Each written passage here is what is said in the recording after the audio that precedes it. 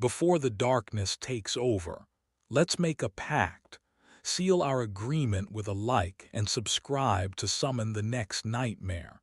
I have silenced the world for you. No interruptions after minute 15. Just you, the rain, and the story. In return, leave a sign of life. Tell me where you are watching from and what time it is in your world. Lock the door and let's begin.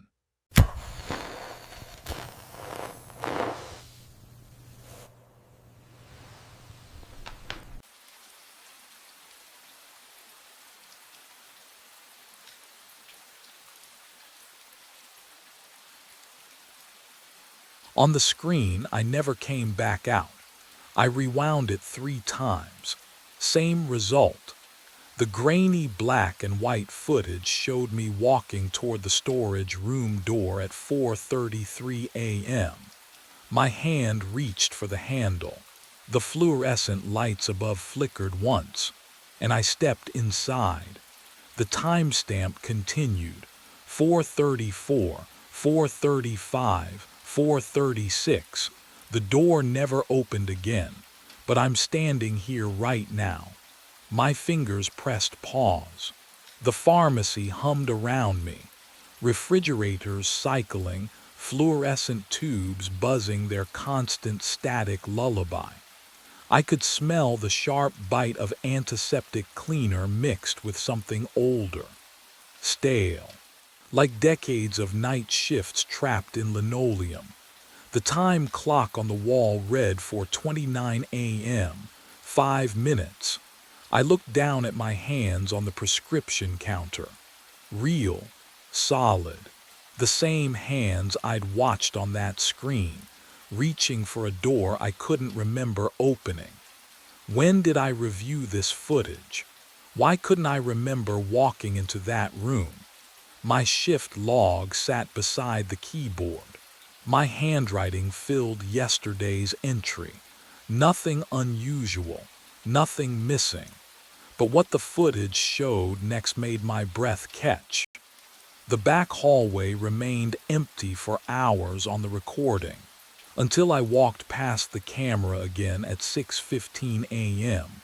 Same uniform, same tired posture, as if I'd been there the entire time, as if the storage room had never swallowed me at all. A sound echoed from the back of the pharmacy. Footsteps, slow, deliberate, coming from the storage room. My hands started to tremble. The clock ticked forward.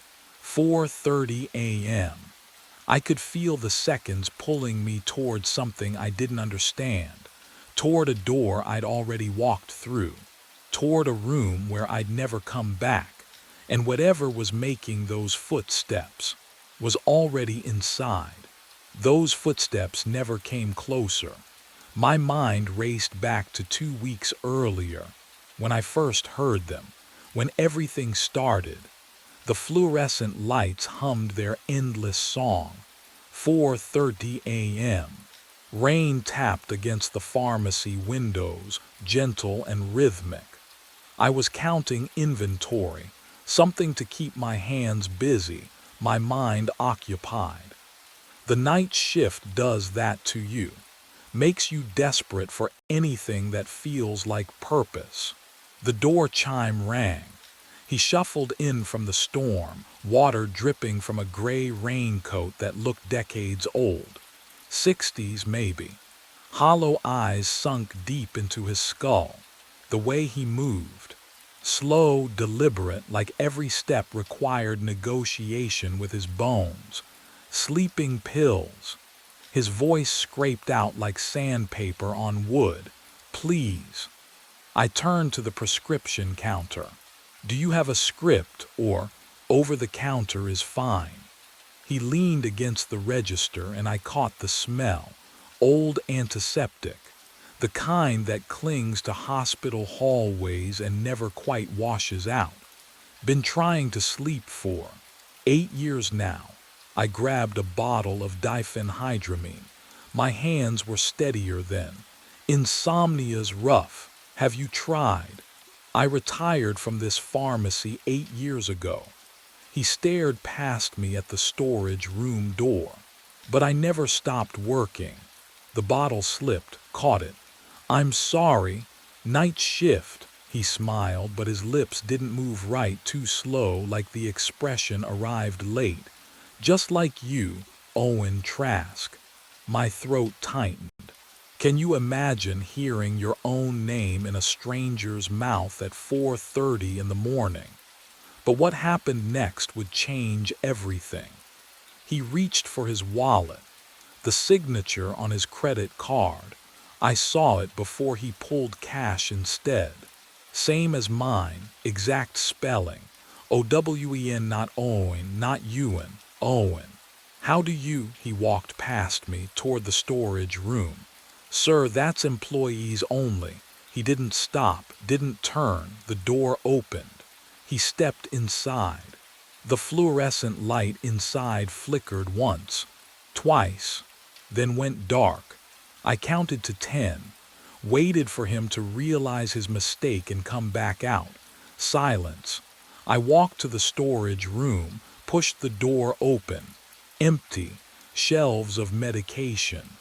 Boxes stacked to the ceiling. No gray raincoat. No man.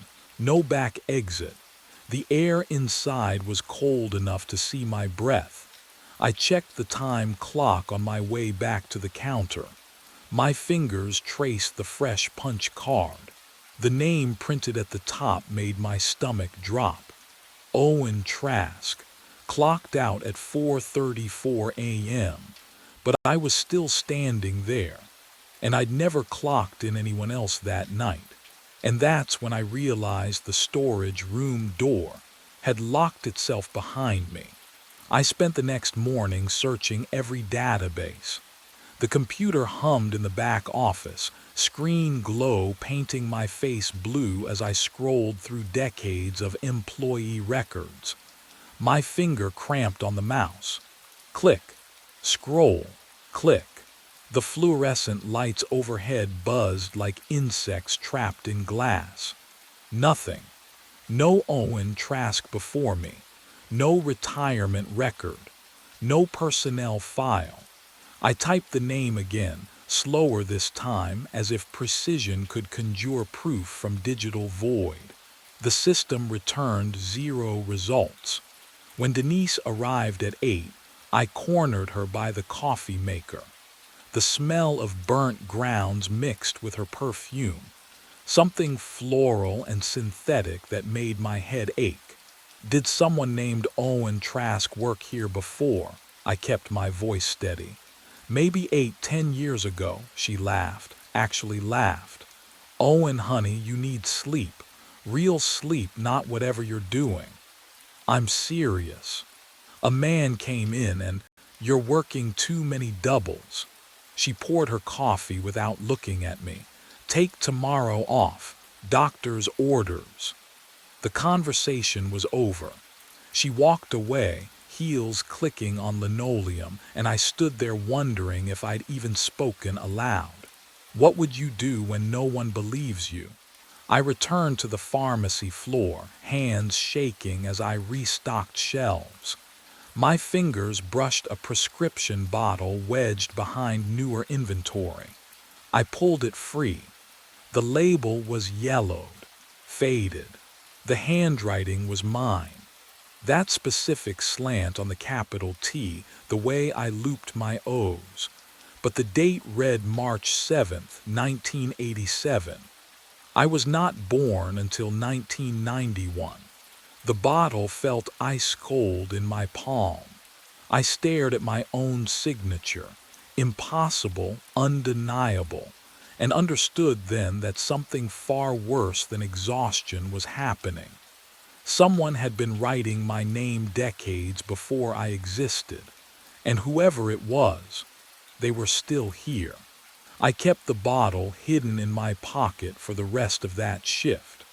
The weight of it pressed against my thigh, a constant reminder that something impossible had carved my name into history before I existed. The next night, Mr. Petrov shuffled in at 4:03 a.m. for his insomnia medication. Same as always. But when I handed him the white paper bag, he smiled. "You gave me that same advice last week," he said. "About taking it with warm milk. Worked like a charm." I hadn't seen him in 2 weeks. I don't remember that," I said. He tapped the counter twice. "Sure you do. You were wearing that same blue watch. Told me you got it from your father." My wrist was bare. I'd never owned a watch in my life. He left before I could ask him what he meant. The fluorescent lights buzzed overhead. The only sound in the empty pharmacy. My hands were shaking. What would you do? Would you convince yourself you'd forgotten? Or would you start digging? I dug. The time clock hung on the wall behind the prescription counter. I pulled the drawer beneath it, rifling through weeks of punch cards. The paper felt brittle and cold under my fingertips. And there it was. My card showed clock-ins on September 9th and September 12th. I was home both those nights. I remembered. I'd called in sick with a migraine. But the proof contradicted my memory. What I found in the security footage room would unravel me completely. The monitor cast a pale glow across my face as I scrolled backward through hours of recordings. Night after night of empty aisles and flickering lights. The timestamp ticked in the corner. 4:28, 4:29, 4:30, 4:31, 4:32, 4:33. Then, nothing. Static. A gap lasting exactly 60 seconds.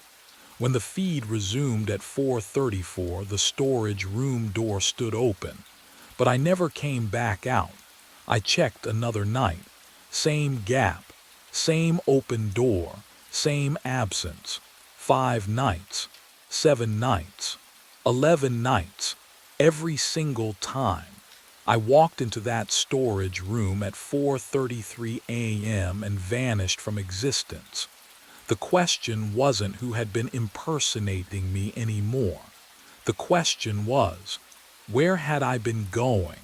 I needed answers the storage room might provide. The door swung open with a groan that echoed too long in the narrow space. Cold air hit my face, not the manufactured chill of the pharmacy's air conditioning, but something deeper, older, the kind of cold that settles in abandoned places. My breath misted in front of me as I stepped inside. The smell struck me next. Antiseptic. But not the sharp chemical tang we used now. This was sweeter, heavier, like hospitals from decades ago. It clung to the back of my throat. Boxes lined metal shelves. Inventory I cataloged every week. And yet, there in the far corner, a filing cabinet I'd never noticed before. Gray metal, rusted at the edges. A lock hung from the top drawer, tarnished brass. My hands trembled as I searched the key ring Denise kept in the office. Most were labeled. One wasn't, small, brass. It slid into the lock with a click that made my stomach drop. The drawer opened with a shriek of metal on metal. Personnel files, dozens of them. I pulled the first one out, and the paper felt wrong, too thick, too yellowed. The tab read Trask Owen, my file. But the higher date said 1962. I grabbed another. Trask Owen, hired 1971. Another, 1983, 1992, 2001, 2009, 2015. 7 files, 7 Owen Trasks, all assigned to night shifts. My pulse hammered in my ears as I opened each one. The handwriting on every application was identical. My handwriting, the same slant, the same loop in the capital T, the same pressure on the pen. But what I found at the bottom of each file made my vision blur. No termination date, not one, just blank lines where the exit interviews should have been, and handwritten notes in the margins that all said the same thing: still here. I palmed the amphetamines from aisle 3 at 2:30 a.m. The bitter taste dissolved under my tongue, chemical and sharp, burning as it went down. If sleep was the trap, then I wouldn't sleep. Simple. Can you blame me? The fluorescent lights began to hum differently around 3:15. Higher pitched. Wrong. I blinked and Mr. Petrov stood at the counter, except I hadn't heard the door chime. His lips moved, but the words arrived 2 seconds delayed, like a badly dubbed film. "My prescription," he said. I handed it to him. My fingers trembled. He flickered. There one moment, gone the next. The bottle sat on the counter where his hand should have been. The amphetamines sharpened everything into crystal edges. Every sound scraped against my eardrums. The refrigerator hum. My own breathing. Footsteps I couldn't locate. I pressed my palms against the cool laminate counter to anchor myself to something solid, something real. At 3:45, movement caught my eye outside the front window. Him, the older version of me, stood in the parking lot beneath the single street light. His mouth moved in desperate shapes. Warnings I couldn't hear through the glass. His hollow eyes locked onto mine, and I saw decades of exhaustion carved into his face. He pointed toward the clock, then at me, then at the storage room. I looked away. When I looked back, he was gone. What I saw at 4:15 broke something fundamental inside me. Behind the prescription counter where I stood, another version of me sorted pills into orange bottles. Same white coat, same tired posture, same everything. He worked as though I didn't exist, counting tablets with methodical precision. I couldn't move, couldn't breathe. He looked up and met my eyes. Neither of us spoke. But the real horror was this: I couldn't remember which one I was. At 4:27 a.m., I made my choice. If I walked into that storage room every night at 4:33, then I would go in early, before the cycle, before whatever mechanism pulled me through that door could activate. The amphetamine still buzzed in my blood as I pushed through the storage room entrance. The air inside hit me like stepping into a freezer, not the normal chill, but something deeper, bone cold. The door clicked shut behind me. I reached for the handle. My fingers closed around smooth wall. No, I spun around. The door was gone. Just cinderblock painted institutional beige, unbroken from floor to ceiling. I pressed my palms against it, searching for a seam, a crack, anything. But the wall was solid, real. My breath came faster, fogging in the frigid air. The clock on the opposite wall read 4:34 a.m. Impossible. I'd entered at 4:27. I watched the second hand. It didn't move. Frozen. But I could hear my watch ticking on my wrist, could feel time passing in the drum of my pulse. And then, sounds from beyond the wall. The pharmacy was still operating. I heard the register drawer slide open, the soft beep of the scanner, footsteps on linoleum, my footsteps, that familiar rhythm of pacing behind the counter. Someone was working my shift. Would you believe me if I told you I started laughing? The sound came out cracked, desperate. I'd tried to break the cycle by hiding inside it, and instead I'd locked myself in the very heart of the anomaly. The storage room wasn't where I disappeared to, it was where I'd always been. What I'd realized as the temperature dropped another impossible degree chilled me worse than the air. If the pharmacy was still running outside these walls, then what version of me was working the counter? And how many of us were trapped in here with me? I heard the breath first, not my own, someone else's. Slow and ragged like air pulled through damaged lungs. The temperature dropped another 10 degrees. I felt it bite through my shirt, sink into my chest. He stood in the corner where no corner should exist. The older man, the one who'd asked for sleeping pills 2 weeks ago, hollow-eyed, exhausted, wearing the same Medi-Quick vest I had on but decades more faded. "You're starting to remember now," he said, his voice scraped like rust. "Aren't you?" "Remember what?" My own voice sounded thin, desperate. "The shift." He stepped closer. The smell of old antiseptic rolled off him, that same wrong smell that had lived in this room for weeks. "It never ends, Owen. We clock in, but we never clock out." My pulse hammered in my throat. "We," echoes.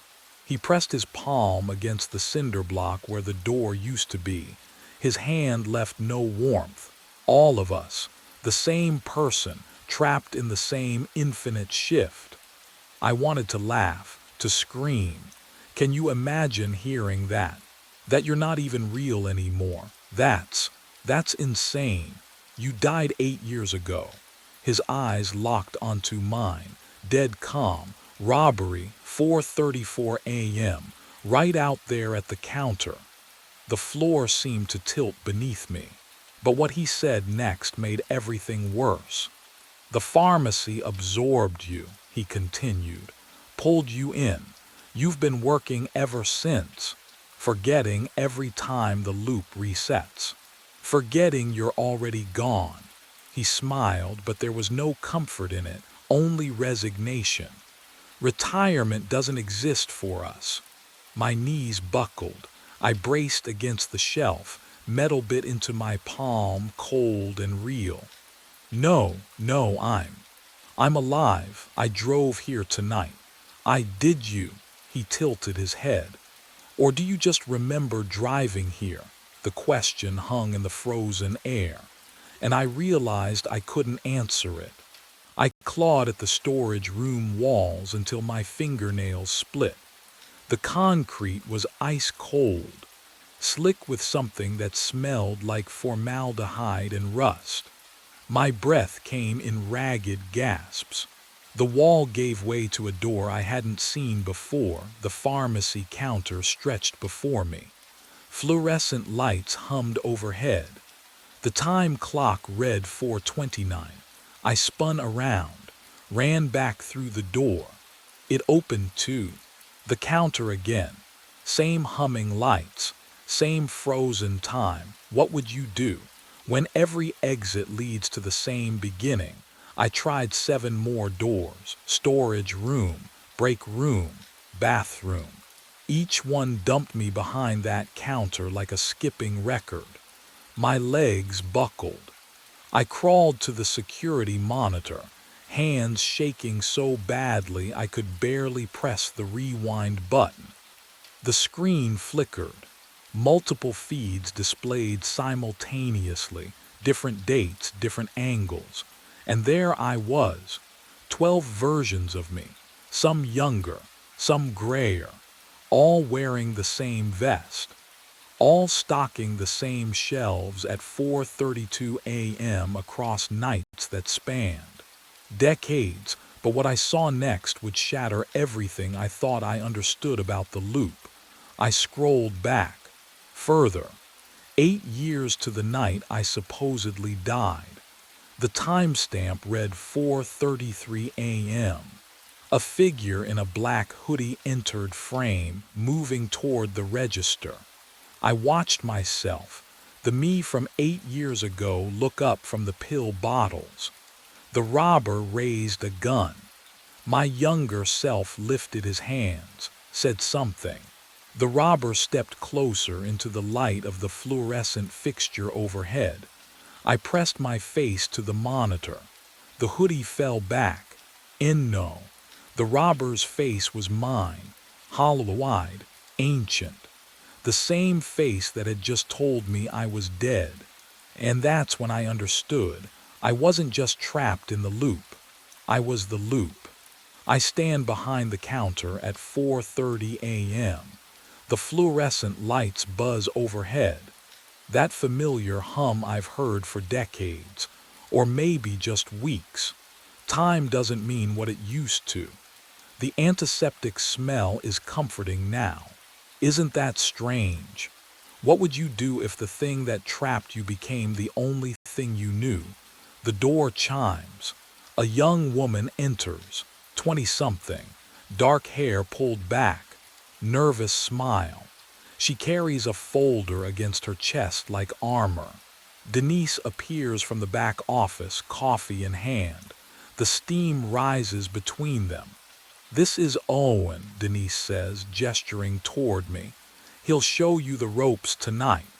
The woman extends her hand. I take it. Her palm is warm. Mine feels cold, dead cold. "I'm really excited," she says. Her voice is bright, hopeful. "I've been looking for something stable. Night shifts are perfect for my schedule." I open my mouth. Nothing. I try again. My throat works. My lips move. But no sound emerges, not even a whisper. The pharmacy swallows every syllable before it can form. The woman doesn't notice. She's already looking around, taking inventory of her new prison. Denise hands her a name tag. She pins it to her shirt, fingers fumbling slightly. I watch the metal catch the fluorescent glare. Her name is printed clearly. Not mine. Not yet. But what happened to me will happen to her. I know that now. The clock on the wall ticks forward. 4:33, 4:34. My hand moves on its own. I reach for the time clock. Punch out. The card slots into place with a mechanical click. The woman smiles at me as I grab my coat. "See you tomorrow," she asks. I nod. She will understand soon. When the older version of herself walks through that door at 4:30 a.m., requesting pills she'll never take. When she finds personnel files with her handwriting from years before she was born. She will understand that some shifts never end. The smell hit me before I even turned the key. Death, or something close to it. That sour sweet rot that burrows into your throat and stays there. Brenda had called it in 3 hours ago, refused to go near the room herself. I didn't blame her. The graveyard shift was mine to own, my penance for avoiding daylight and people who asked questions I couldn't answer. Room 118, ground floor, corner unit. The master key felt heavier than usual.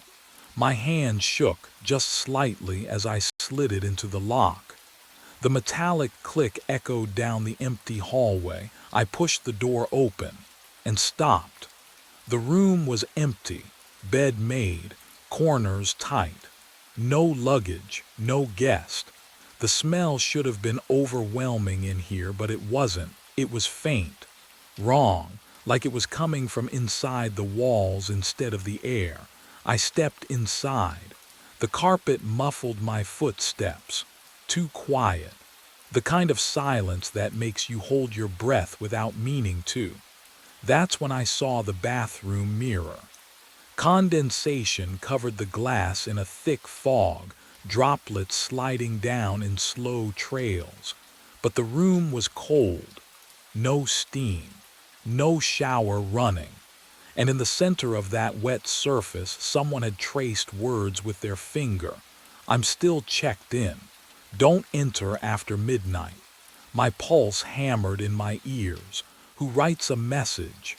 In an empty room. I grabbed a towel and wiped the mirror clean. My reflection stared back, pale and exhausted. Just my imagination, I told myself. Just another reason I shouldn't work nights. But what I found when I returned to the front desk would prove that some warnings aren't meant to be ignored. I pulled up the guest log on the computer. Room 118. Occupied. Checked in 13 minutes ago. The name on the screen was mine. My hand hovered over the phone. The receiver felt heavier than it should, cold plastic slick against my palm. Room 118 shouldn't be occupied. The bed was made. The room was empty, but the computer doesn't lie. I dialed the extension. 118. The line clicked open before the first ring finished. No greeting, just breathing, wet, labored like someone drowning on dry land. Hello, my voice cracked. This is the front desk. I need to verify. The breathing stopped. Silence pressed against my ear, thick and waiting. Then a voice came through. My voice. Same flat Oklahoma accent. Same tired rasp from too many graveyard shifts. You weren't supposed to open that room. My throat closed. I couldn't breathe, couldn't move. I've been dead in the walls for 6 months, the voice continued, calm and patient. Now you let me out. The line went dead with a soft click. I dropped the receiver. It swung by its cord, tapping against the desk in a slow rhythm. The stale coffee I'd poured an hour ago had gone cold, but I could smell something else now. That chemical odor from 118 seeping down the hallway. Formaldehyde. Rot. Something preserved but decaying anyway. Can you imagine hearing your own voice tell you you're dead? But what happened next made my blood turn to ice. Down the hallway, past the vending machines and the ice dispenser. A door opened. Not a quick motion, slow, deliberate. The hinges creaked in the empty silence. Then footsteps, heavy, steady, coming toward the lobby. I stared at the security monitor. The hallway camera showed nothing. Empty corridor, flickering fluorescent lights. But I could hear them. Closer. The drag of shoes on worn carpet. The slight scrape of something being pulled behind. The footsteps stopped just outside my office door. My eyes snapped to the security monitor. The grainy black and white feed showed the hallway. And this time, something was there. A figure in a motel uniform moved toward the camera with slow, deliberate steps. Each footfall echoed through the thin office door behind me, perfectly synced with the dragging sound that scraped against the carpet runner. Something heavy, something wet. The chemical stench grew thicker, formaldehyde mixed with copper. I leaned closer to the screen. The figure's head was down, shoulders hunched forward like he'd been walking for hours. The dragging thing behind him left a dark smear on the carpet. I couldn't see what it was. The angle was wrong, but I heard it fabric and weight pulled with rhythmic effort. The figure stopped beneath the hallway camera. Then, oh God, he looked up. My face stared back at me from the monitor. Not similar, not close, exact. Same crooked nose from the high school fight I never talked about. Same scar through my left eyebrow. Same expression I wore when I was too tired to fake being okay. But what I saw in those eyes wasn't exhaustion. It was patience. What would you do? If you saw yourself walking toward you in the middle of the night, I lunged for the office door. My fingers fumbled with the deadbolt, cold metal biting into my palm, and I twisted it just as the footsteps stopped outside. The dragging sound ceased. Silence flooded the gap beneath the door, thick and expectant. Then the doorknob turned, slowly, testing. My breath caught in my throat. The knob rotated a full 90 degrees, held there, then released with a soft click. Nothing. I waited. 10 seconds, 20. The chemical smell began to fade, retreating back down the hallway like fog pulled by an unseen tide. I forced myself to look at the monitor again. The hallway was empty. No figure, no smear on the carpet, just fluorescent lights buzzing over stained walls. But I knew what I'd seen, and what I hadn't yet understood was still out there, waiting for me to figure out the rules. I needed answers. The filing cabinet stood in the corner behind the desk, dented metal cold under my palm. I yanked the bottom drawer. It scraped open with a shriek that made my teeth ache. Inside, manila folders thick with mildew and neglect. The smell hit me, old paper and something damp rotting. How long since anyone looked at these? I pulled out the employee records. My fingers shook as I flipped through them. 3 names jumped out. Night auditors, all within the past 3 years. Colin Draper, vanished 6 months ago. Mid-shift, no notice, no call. Gloria's note in red ink, no show, presumed quit. But people don't just vanish, do they? I kept digging. Found the logbook stacked beneath the folders, pages yellowed and curling. Draper's final entries were dated March 9th. The handwriting started neat, then grew erratic, slanted, pressed so hard the pen tore through. March 8th. Quiet night. Guest in 118 paid cash for the week. Keeps curtains drawn. March 9th. Guest in 118 knows my name. How, that was it. The last line he ever wrote. My pulse hammered in my ears. The silence around me felt thick. Waiting, what would you do if you found that? If you saw your predecessor's terror preserved in ink, I turned the page. The next entry was dated March 10th. Different handwriting. Smooth. Careful, it said, Derek Paulson, first shift, all quiet. But I didn't start working here 6 months ago. Did I? The air in the office grew colder. I could see my breath now, faint clouds in the dim light. Behind me, something creaked, the soft groan of a floorboard adjusting to weight. I wasn't alone anymore. I didn't wait for whatever shared the office with me. I ran. The side exit door slammed behind me, and gray dawn light spilled through windows that faced the parking lot. Wrong direction. I'd gone through the side door, should have been facing the dumpsters and the tree line. Instead, the lobby spread out before me. Same scuffed tile, same flickering fluorescence. My breath came in short gasps. The cold morning air tasted metallic like blood or rust. I turned back. The door I just exited, labeled office, sat exactly where it should be, behind me, not in front. I tried the front entrance, pushed through. 3 steps onto the concrete walkway, and my shoes squeaked on tile again. Lobby.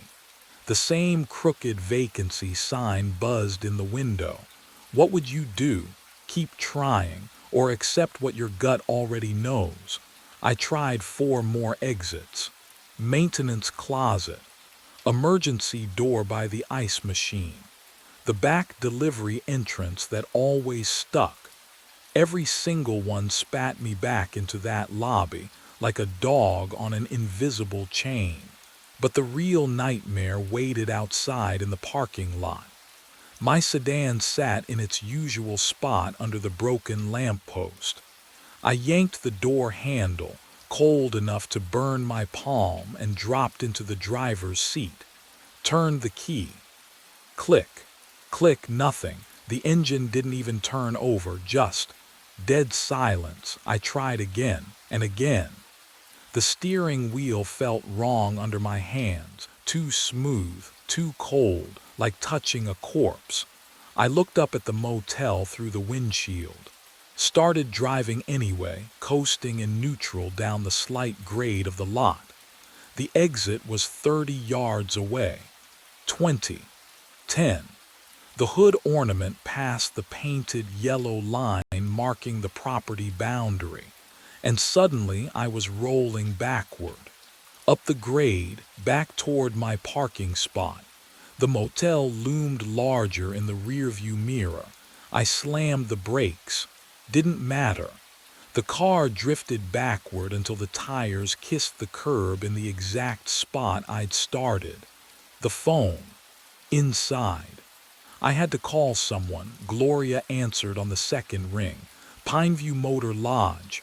Gloria, thank God, it's me, it's Derek. Something's wrong here, I can't. I'm sorry. Her voice was pleasant, distant. Who is this? My throat closed. Derek. Derek Paulson. I work the night shift. I've been working here for. Derek Paulson quit 6 months ago, hun. She paused. I heard papers rustling. Didn't even give notice, just stopped showing up. Who is this? And why are you calling from the motel phone? The line went dead in my hand. And that's when I heard footsteps in the hallway, coming from room 118. I moved, didn't think, just ran. The staff bathroom, closest door, no windows. I slammed it shut and locked it, my breath coming in shallow gasps. The footsteps had stopped, or maybe they were waiting. I pressed my back against the cold tile wall and tried to steady myself. Think. I dug into my back pocket, fingers fumbling for my wallet. The leather was worn, familiar. But when I flipped it open under the flickering fluorescent light, nothing made sense. My driver's license stared back at me.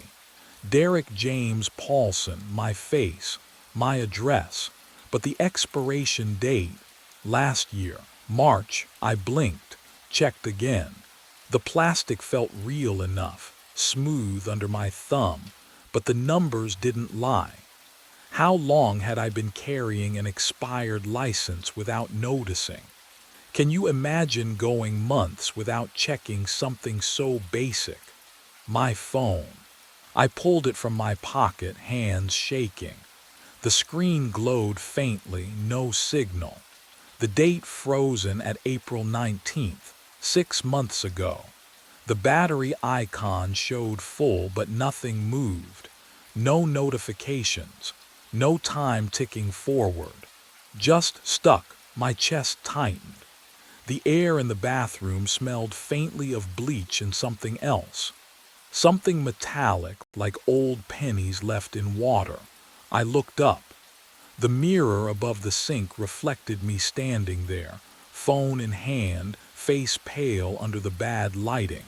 I lowered my phone. My reflection lowered its phone a heartbeat later. I froze, raised my hand, watched the mirror version lift its hand. Slowly, too slowly, like it was moving through something thicker than air. But what I discovered when I touched that glass changed everything. I reached forward. My fingertips met the surface. Ice cold. No colder than ice. The kind of cold that burns. I pulled back. My reflection stayed pressed against the glass. And then it smiled. I wasn't smiling. The thing wearing my face widened its grin, and its lips began to move, forming words I couldn't hear through the glass. I ran. The bathroom door slammed behind me and the fluorescent hallway lights flickered once, twice, then steadied into that sickly yellow glow. My shoes squeaked against the linoleum. Too loud. Everything was too loud. My breathing. My heartbeat. The hum of the ice machine at the end of the corridor. Behind me, I heard it. A door opening. Slow, deliberate. Not the bathroom door, something else. I didn't look back. Couldn't. My legs carried me past room 114, 115, 116.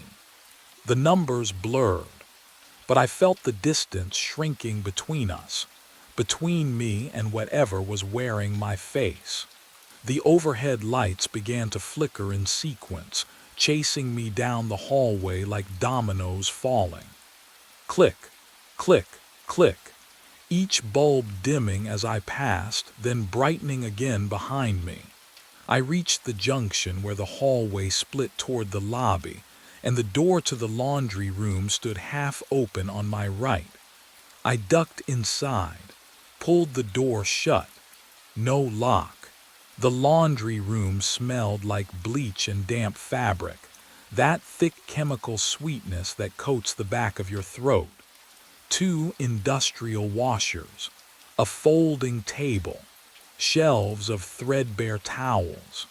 I pressed my back against the wall beside the door, trying to slow my breathing, trying to think. But what I heard next made thinking impossible. Footsteps in the hallway, even, patient.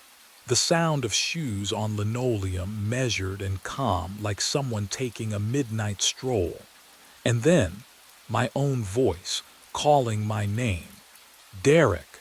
Have you ever heard your own voice from outside your body? Not a recording, those always sound wrong, distorted. This was perfect, every inflection, every tonal quality. The exact pitch I heard in my own skull when I spoke.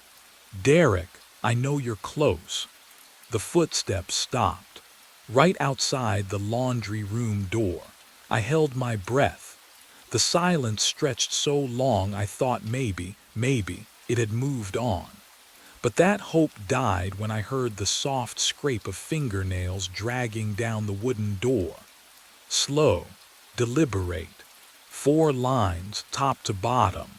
Then the footsteps resumed, moving away, fading toward the far end of the motel. I waited. Counted to 60 in my head, then 60 more. The washer hummed beside me, though I knew for certain it hadn't been running when I entered. The sound was rhythmic, almost like breathing. In and out, in and out. That's when I noticed the smell. It had been faint before, that chemical death stench from room 118. But now it was stronger, thicker, seeping through the walls themselves like something rotting behind the drywall. I turned slowly toward the wall I'd been leaning against. The paint was old, cracked in places, yellowed, but beneath my palm the surface felt warm, not room temperature, not the ambient heat of a building. This was body warmth, feverish, pulsing almost. I snatched my hand away, and as I did, I heard it, scratching. Inside the wall, something moving, dragging, clawing. The sound traveled from my left to my right, following the length of the wall behind the washers. Deliberate, methodical, like fingers testing the drywall from the other side, searching for weak points, searching for a way through. I backed toward the door. My hand found the knob, but before I could turn it, the scratching stopped. And in the silence that followed, I heard my own voice again, closer now, just outside, whisper something that turned my blood to ice. I know what you did, Derek. I know why you can't remember. The doorknob began to turn beneath my hand. The doorknob stopped turning. I didn't wait to see why. I shoved through the laundry room's rear service door, Didn't know it existed until panic made me look and stumbled into the cold night air. But the air smelled wrong. Chemical. Familiar. I was standing outside room 118. The door stood open. Waiting. My legs moved before my brain caught up. I crossed the threshold and the temperature dropped 10 degrees. The smell hit me like a fist. That sickly sweet rot I'd been chasing all night, concentrated here, soaking into the carpet and walls. The scratching sound started again, not from the hallway, from inside the wall behind the headboard. Something was in there, something that had been clawing for a very long time. I grabbed the headboard and yanked it away from the wall. The drywall behind it bulged outward, warped and soft with moisture. I could see cracks spreading like veins. Whatever was behind it had been trying to get out, or trying to make room. I drove my fist through the drywall. It gave way with a wet crunch, and the smell that poured out made me gag. Rotting meat and mildew and something else, something older. I tore at the edges, pulling away chunks of plaster and insulation, widening the hole until I could see into the darkness beyond. A crawl space, barely 3 feet deep, and it wasn't empty. Fabric, rotting. Dark shapes wedged into the narrow cavity like sardines in a tin. I fumbled for my phone, shone the light inside, and my stomach turned to ice. 3 bodies. Can you imagine finding yourself staring at your own future? Because that's what I saw in that crawl space. They wore the same uniform I had on. Pale blue shirts, name tags still pinned to their chests despite the advanced decay.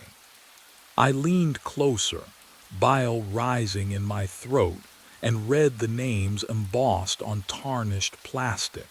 Draper, HSU, Alvarez. The missing night auditors, all of them, stacked in the walls like forgotten luggage. But what chilled me most wasn't the bodies. It was the fresh scratches on the inside of the drywall, made from within. And the newest corpse was still wearing a watch that ticked softly in the dark. Behind me, footsteps entered the room. Slow, deliberate. My own voice whispered from the doorway, and what it said made my blood freeze. I bolted, through the doorway, past the smell clinging to my uniform like grease. My shoes slapped the hallway tile too loud, too fast, but the other footsteps behind me matched my rhythm exactly. Not rushing, just keeping pace. The lobby fluorescents buzzed overhead as I stumbled behind the front desk. My breath came in short gasps. I turned. He stood in the center of the lobby, my face, my uniform, my posture even. That slight slouch I'd always hated. But his eyes were calm, patient. "You ran," he said with my voice, not mocking, observing. "Stay back." My hand found the desk phone, dead, no dial tone, just silence. He tilted his head. "You're not Derek Paulson." I am. You're what he left behind when he ran." He stepped closer. The floor didn't creak under his weight. "I'm what stayed." The air turned cold. That chemical smell from 118 seeped through the vents, filling my lungs. I pressed my back against the monitor. Static hissed from the speakers. "The thing in 118, his voice softened, almost gentle. "It feeds on unfinished shifts, on abandonment. Someone starts the work, then leaves. Walks away mid-shift." He gestured at me. "You're the echo, I'm the exit. What would you do if you couldn't remember yesterday?" I tried. Oh God, I tried to pull up anything before tonight. My first shift, training, the interview. Where I lived, my mother's face. My childhood bedroom, nothing, just the desk, the keys, the hallway, an endless loop of fluorescent light and rotting air. "You've been here 6 months," he whispered, repeating the same 8 hours, trying to finish what he abandoned. But the real horror was what he said next. I woke with my cheek pressed against the front desk. Sunlight. Real sunlight streaming through the office window, warm and gold. The fluorescent buzz had stopped. Morning sounds filtered in from the parking lot. Car doors, an engine turning over, a crow cawing somewhere distant. My mouth tasted like stale coffee. My neck ached. 8:03 in the morning. The door chimed. Gloria Finch breezed in carrying her thermos and clipboard, keys jangling on her belt. She smiled, the first genuine warmth I'd seen from her in. "How long?" "Derek, you look exhausted, hun." She set her things down, glanced at the logbook. "Another quiet night." I stared at her. She looked normal, real. Her perfume smelled like lavender, not chemicals. "Yeah," I heard myself say. "Quiet." She nodded, already distracted by paperwork. I turned to the computer. My hand shook as I pulled up the schedule. 6 months. 6 solid months of night shifts under my name. Never missed. Never late. Perfect attendance from October 5th through today, April 9th. My throat tightened. I clicked through to room status. 118 blinked on the screen. Vacant, green. Available. The notes section showed nothing. No complaints. No incidents. Vacant for months according to the maintenance log. But what I'd seen in that crawl space hadn't been a dream. "You feeling okay?" Gloria's voice cut through my thoughts. "Fine." The word came out flat. She studied me for a moment, then shrugged. "Well, get some rest. See you tonight." Tonight, I stood, gathered my jacket, walked toward the exit, and then I smelled it. Faint. Underneath Gloria's lavender. Underneath the morning coffee brewing in the break room. Something sweet and rotting clinging to my uniform, to my skin. The smell from 118. I looked back at the desk, at the empty hallway beyond, at room 118's door, closed and silent at the end of the corridor. Gloria hummed softly, filling out forms. The sunlight felt cold now. I stepped outside. The parking lot stretched before me, familiar and endless. My car sat in its usual spot. I reached for my keys. Can you imagine walking toward freedom and knowing deep in your bones that you'll never reach it? I opened the car door, started the engine, drove toward the exit, and when I blinked, I was back at the desk, cheek pressed against cold laminate, sunlight streaming through the window. 8:03 in the morning. The door chimed. Gloria walked in, smiling. The phone rang at 2:38 a.m. I reached for the handset, the plastic cold against my palm, and the fluorescent lights above me hummed their usual lullaby. The dispatch office smelled like burnt coffee and 3 hours of silence. Ridgeline Towing, this is Trevor. Static crackled. Then, a voice I knew. Trevor, it's Boyd. My stomach dropped. Boyd Keller hadn't shown up for his shift tonight. Rita left me a voicemail about it 6 hours ago. Said he'd vanished somewhere on Route 44 during last night's run. Radio went dead, truck stopped moving. Search and rescue found nothing. Boyd, I sat up straighter, gripping the handset. Where the hell are you? Everyone's been looking. Need a tow, he said. His voice sounded wrong. Like someone had recorded him speaking and played it backward, then forward again. The cadence was off. Too slow, too smooth. What's your location? Route 44, mile marker 13. The same spot. The exact same spot where his GPS had blinked out last night. What would you do if your missing coworker called from the place he disappeared? I pulled up the GPS tracking system, fingers trembling as I typed in Boyd's truck number. The screen loaded. There it was, his last known position frozen at mile marker 13.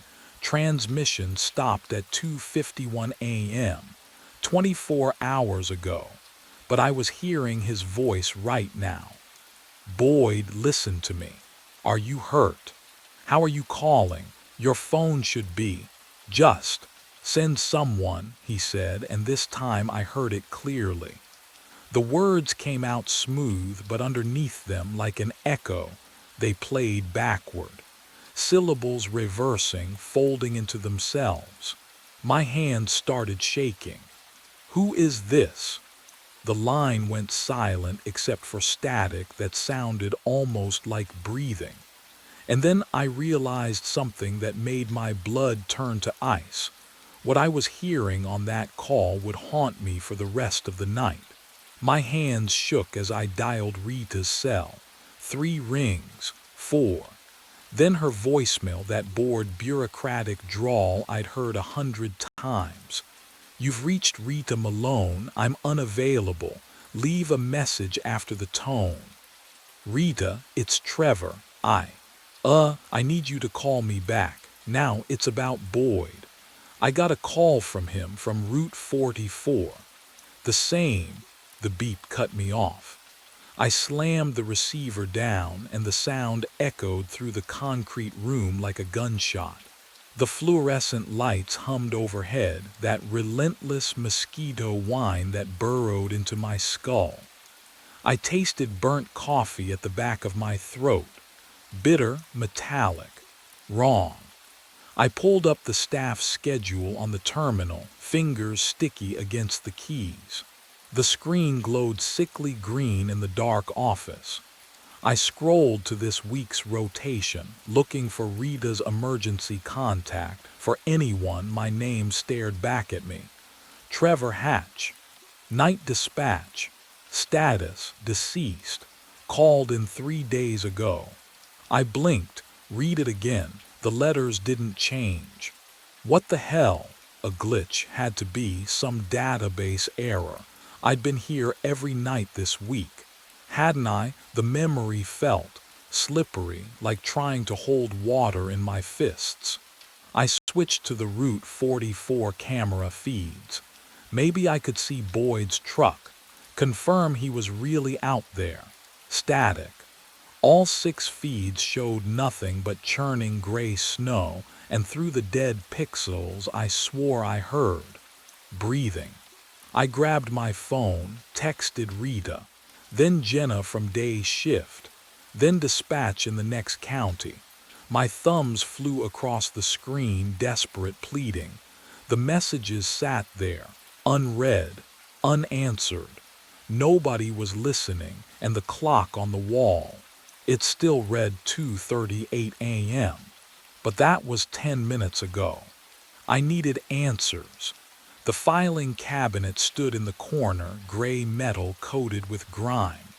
I yanked the bottom drawer open. Cold metal bit my fingertips. Inside, folders slumped together like old bones, their edges yellowed and brittle. The smell hit me, dust and mildew and something else. Something stale, like air that hadn't moved in years. I pulled the thickest folder, 2009. The year stamped across the tab in faded ink. My hands trembled as I flipped it open. Incident reports, service logs. A photo clipped to the first page showed a tow truck driver, mid-30s, standing beside his rig. The name beneath read Dale Grimshaw. I scanned the report. Dale Grimshaw, driver. Dispatched to Route 44, mile marker 13 at 2:38 a.m. Never returned. Truck found 3 days later, engine cold, driver's door open. No blood, no signs of struggle, just gone. The company shut down 2 months after. Ridgeline Towing. But that wasn't my company. We were North Star Dispatch. Different name, different management. I flipped to the contact sheet at the back of the folder. My stomach dropped. The dispatch number listed was identical to the one printed on my console. The exact same 10 digits I answered calls on every night. What are the odds of that? Can you even imagine? I looked around the cramped concrete room, the fluorescent lights humming their endless monotone song above me, the single window overlooking the empty lot, the burnt coffee smell that never left. This wasn't a different building. This was the same office. I stood, walked to the door, turned the handle. It didn't move. I tried again, rattling it harder. The metal clicked uselessly, locked tight from the outside. My breath came faster. I crossed to the window, pressed my palms against the cold glass, but the latch wouldn't budge. Rusted shut or bolted, I couldn't tell which. The fluorescent hum shifted, lower now, almost like breathing. I was alone, completely alone. And I wouldn't be leaving until someone unlocked that door in the morning.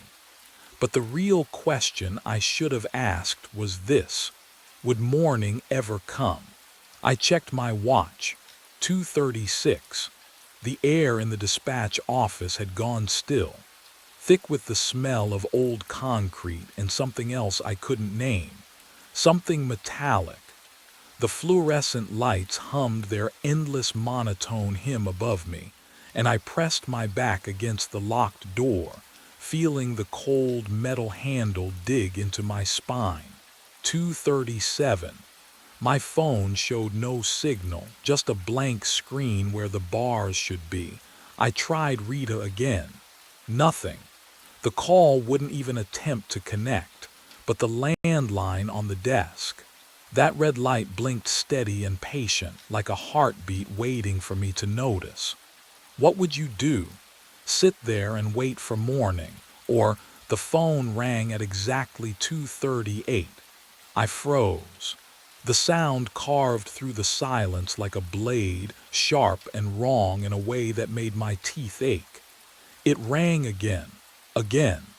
That same mechanical scream I'd heard for 3 weeks now, but tonight it felt different. Hungry. I let it ring. 4 times, 5.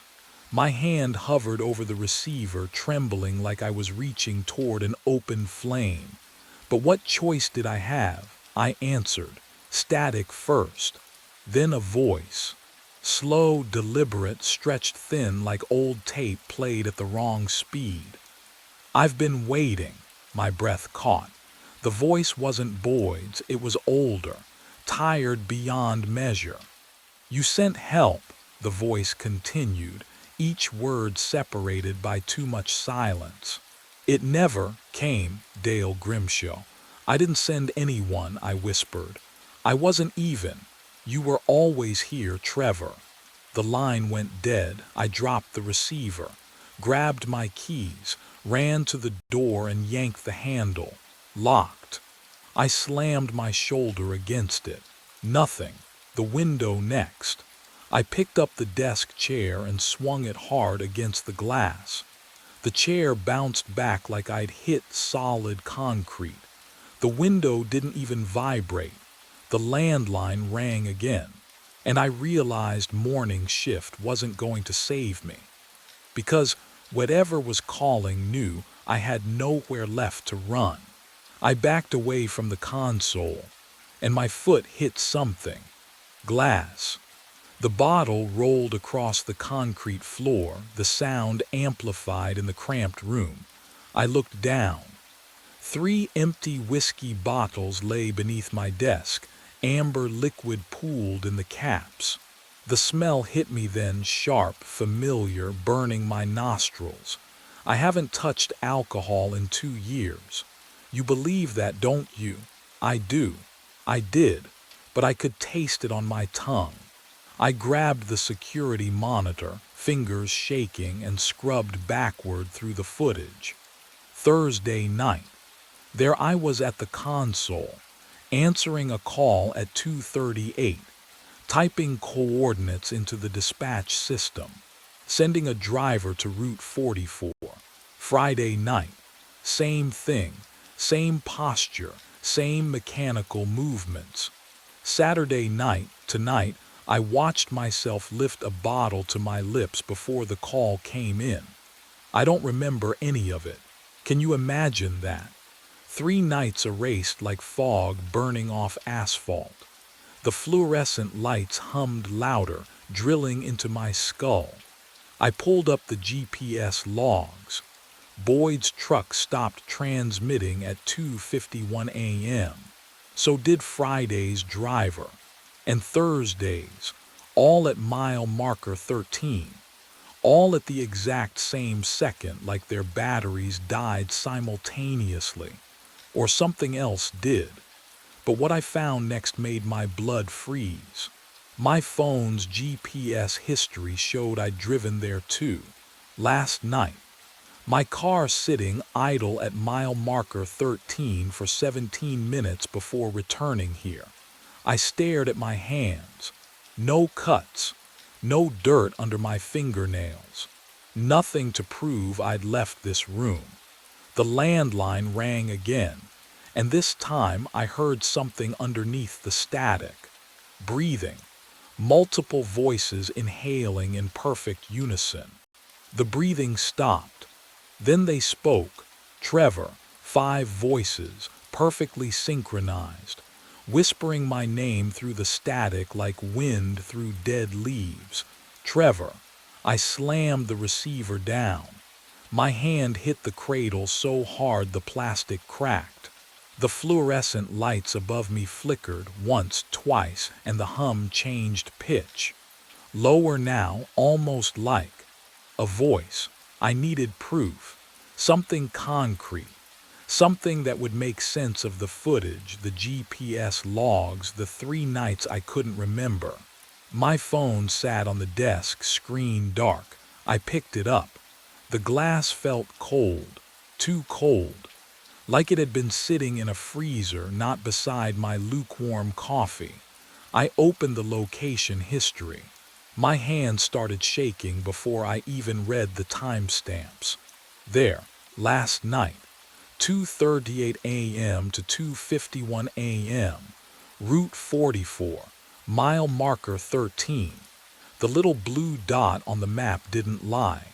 According to this, I'd driven there, parked, stayed 17 minutes, but I was here, wasn't I? Can you imagine doubting your own memory so completely? I stared at that blue dot until my vision blurred. What I found next would change everything. The night before that, same route, same time, and the night before that, 3 consecutive trips, all ending at 2:51 a.m. exactly. I never left this room. I know I didn't. I would remember driving.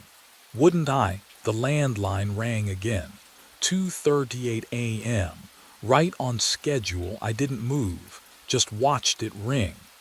My reflection in the black window watched back, but its lips were moving, mouthing something I couldn't hear over the ringing.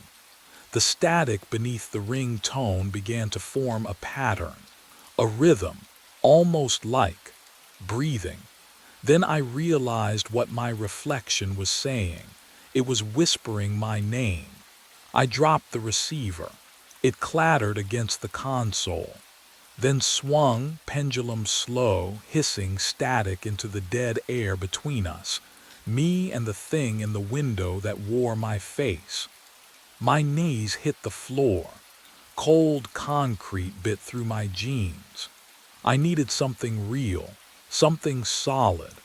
I pressed my palms flat against the ground, felt grit scratch my skin, And that's when my fingers brushed the edge of something taped beneath the desk. Peeling tape. The sound too loud in the fluorescent hum. I pulled. A photograph slid free, corners yellowed, surface glossy under the buzzing lights. The image stopped my breath. A man in a grease-stained tow truck uniform stood beside Route 44's mile marker 13. Trees thick behind him. Asphalt cracked like dried skin. His face, my face. I've never driven a truck, never. My hands have only known keyboards and coffee mugs and the smooth plastic of this console. But there I was, or someone wearing my face was squinting into camera flash, one hand resting on a truck's dented fender. The timestamp in the corner read October 5th, 2009. Can you imagine finding yourself in a photo from 16 years ago? A photo you don't remember. But that wasn't what made my stomach twist. Scrawled in blue ink across the bottom, in handwriting I didn't recognize. The date was 3 days ago. 3 days ago. The fluorescent lights flickered. Once. Twice. The window glass reflected them back at me, and in that strobing darkness I saw my reflection turn its head, independent of my body, and mouth 2 words I felt rather than heard. Help me. But what stared back from that photograph would reveal something far worse than a moving reflection. I stumbled back from the window. My reflection stayed where it was. The static from the console changed. The formless white noise began separating into layers, peeling apart like skin from muscle. Frequencies I'd heard for 3 weeks suddenly aligned into something coherent, numbers crackling through the hiss. 44.273, 73.189. Coordinates. I grabbed my phone with shaking fingers, typed them into the map. The pin dropped exactly where I knew it would. Route 44, mile marker 13. The same stretch of cracked asphalt from the photo. The place where everyone vanished. The clock above the console ticked toward 2:37. I reached for my coffee. Cold now. Thick. I took a sip anyway, needing something to ground me, to prove I still had a body that could taste and swallow and feel. Gasoline flooded my mouth. I spat into the trash can, gagging, but the chemical burn coated my throat like I'd been drinking fuel for hours. How long had it tasted like this? How long had I not noticed? 2:38. Every phone in the dispatch office rang at once. Not just the landline, the cell phones confiscated from previous shifts, still locked in Rita's desk drawer. The fax machine, the ancient intercom system no one had used in years. All of them screaming in perfect synchronization, a chorus demanding to be answered. I grabbed the landline receiver. 5 voices spoke as one. We're waiting for you. You promised help. Come finish your shift. The fluorescent lights above hummed louder. I looked down at my hands gripping the phone. Through them, I could see the desk beneath. Transparent. Fading. Dissolving under light that suddenly felt less like illumination and more like an X-ray burning through what little remained of me. But what happened when there was nothing left to dissolve? That's when I would finally understand what I'd become. My hands were gone, the phones kept ringing. 5 voices, 1 truth. The fluorescent lights hummed a frequency that vibrated through what remained of me. And that's when the memories tore through. Route 44. October 5th, 2009. I was driving the tow truck. No, that wasn't right. I am driving the tow truck. The engine dies at mile marker 13. Cold air smells like pine needles and diesel exhaust. I call dispatch. A woman answers, says help is coming. Her voice sounds like static wrapped around a promise she can't keep. I wait and wait and wait. The gasoline taste in my mouth, that's not coffee. That's the fumes I breathed in the cab before hypothermia took me. Before I became something that couldn't leave Route 44. So I followed the only thread back. The dispatch number.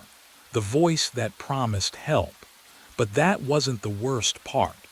Boyd's voice on the phone 3 weeks ago. That was me, 16 years later, still calling. Still waiting. Jenna's cryptic note. She was me too, the loop before. Every dispatcher who's ever sat in this concrete tomb has been Dale Grimshaw, answering his own desperate call, sending the next version of himself to die on Route 44. Can you understand what that means?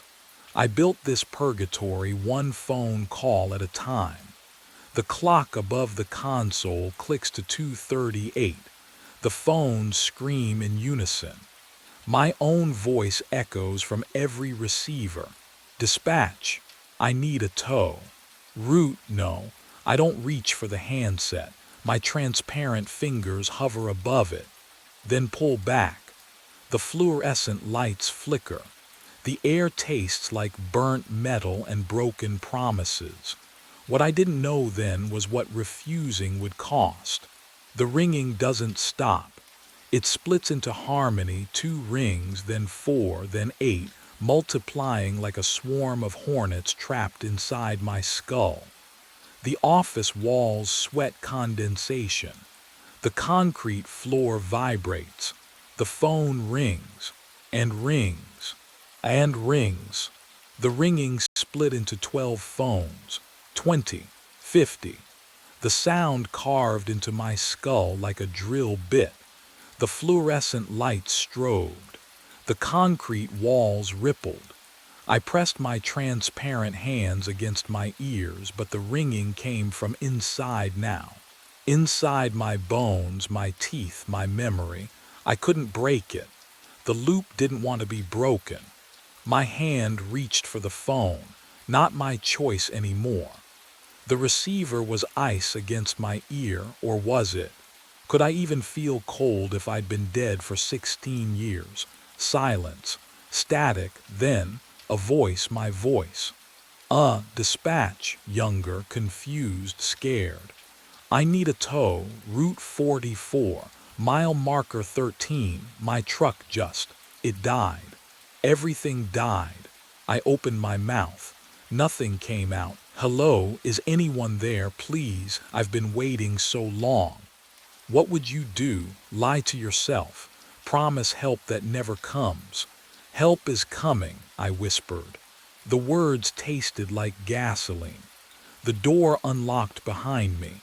Click, the sound of release, of surrender. I stood.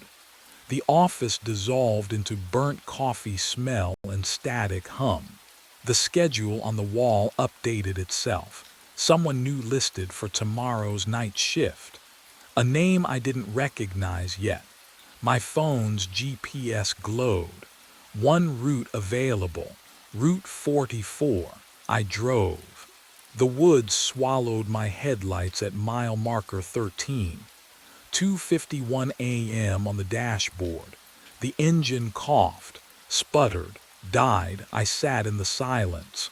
And then I understood. This wasn't punishment. This was duty. I picked up my phone, dialed the number I'd memorized across lifetimes. It rang.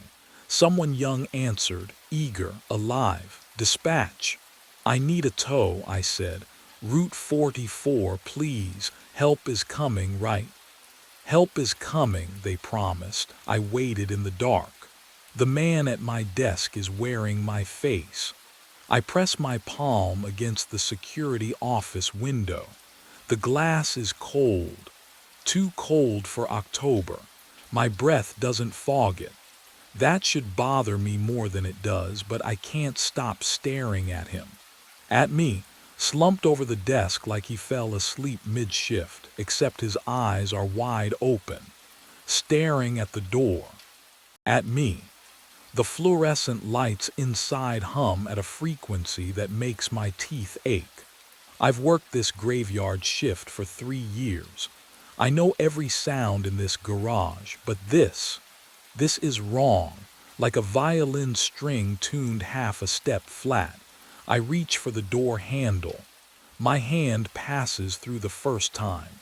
No, not through. I missed. My depth perception is off. I try again, slower.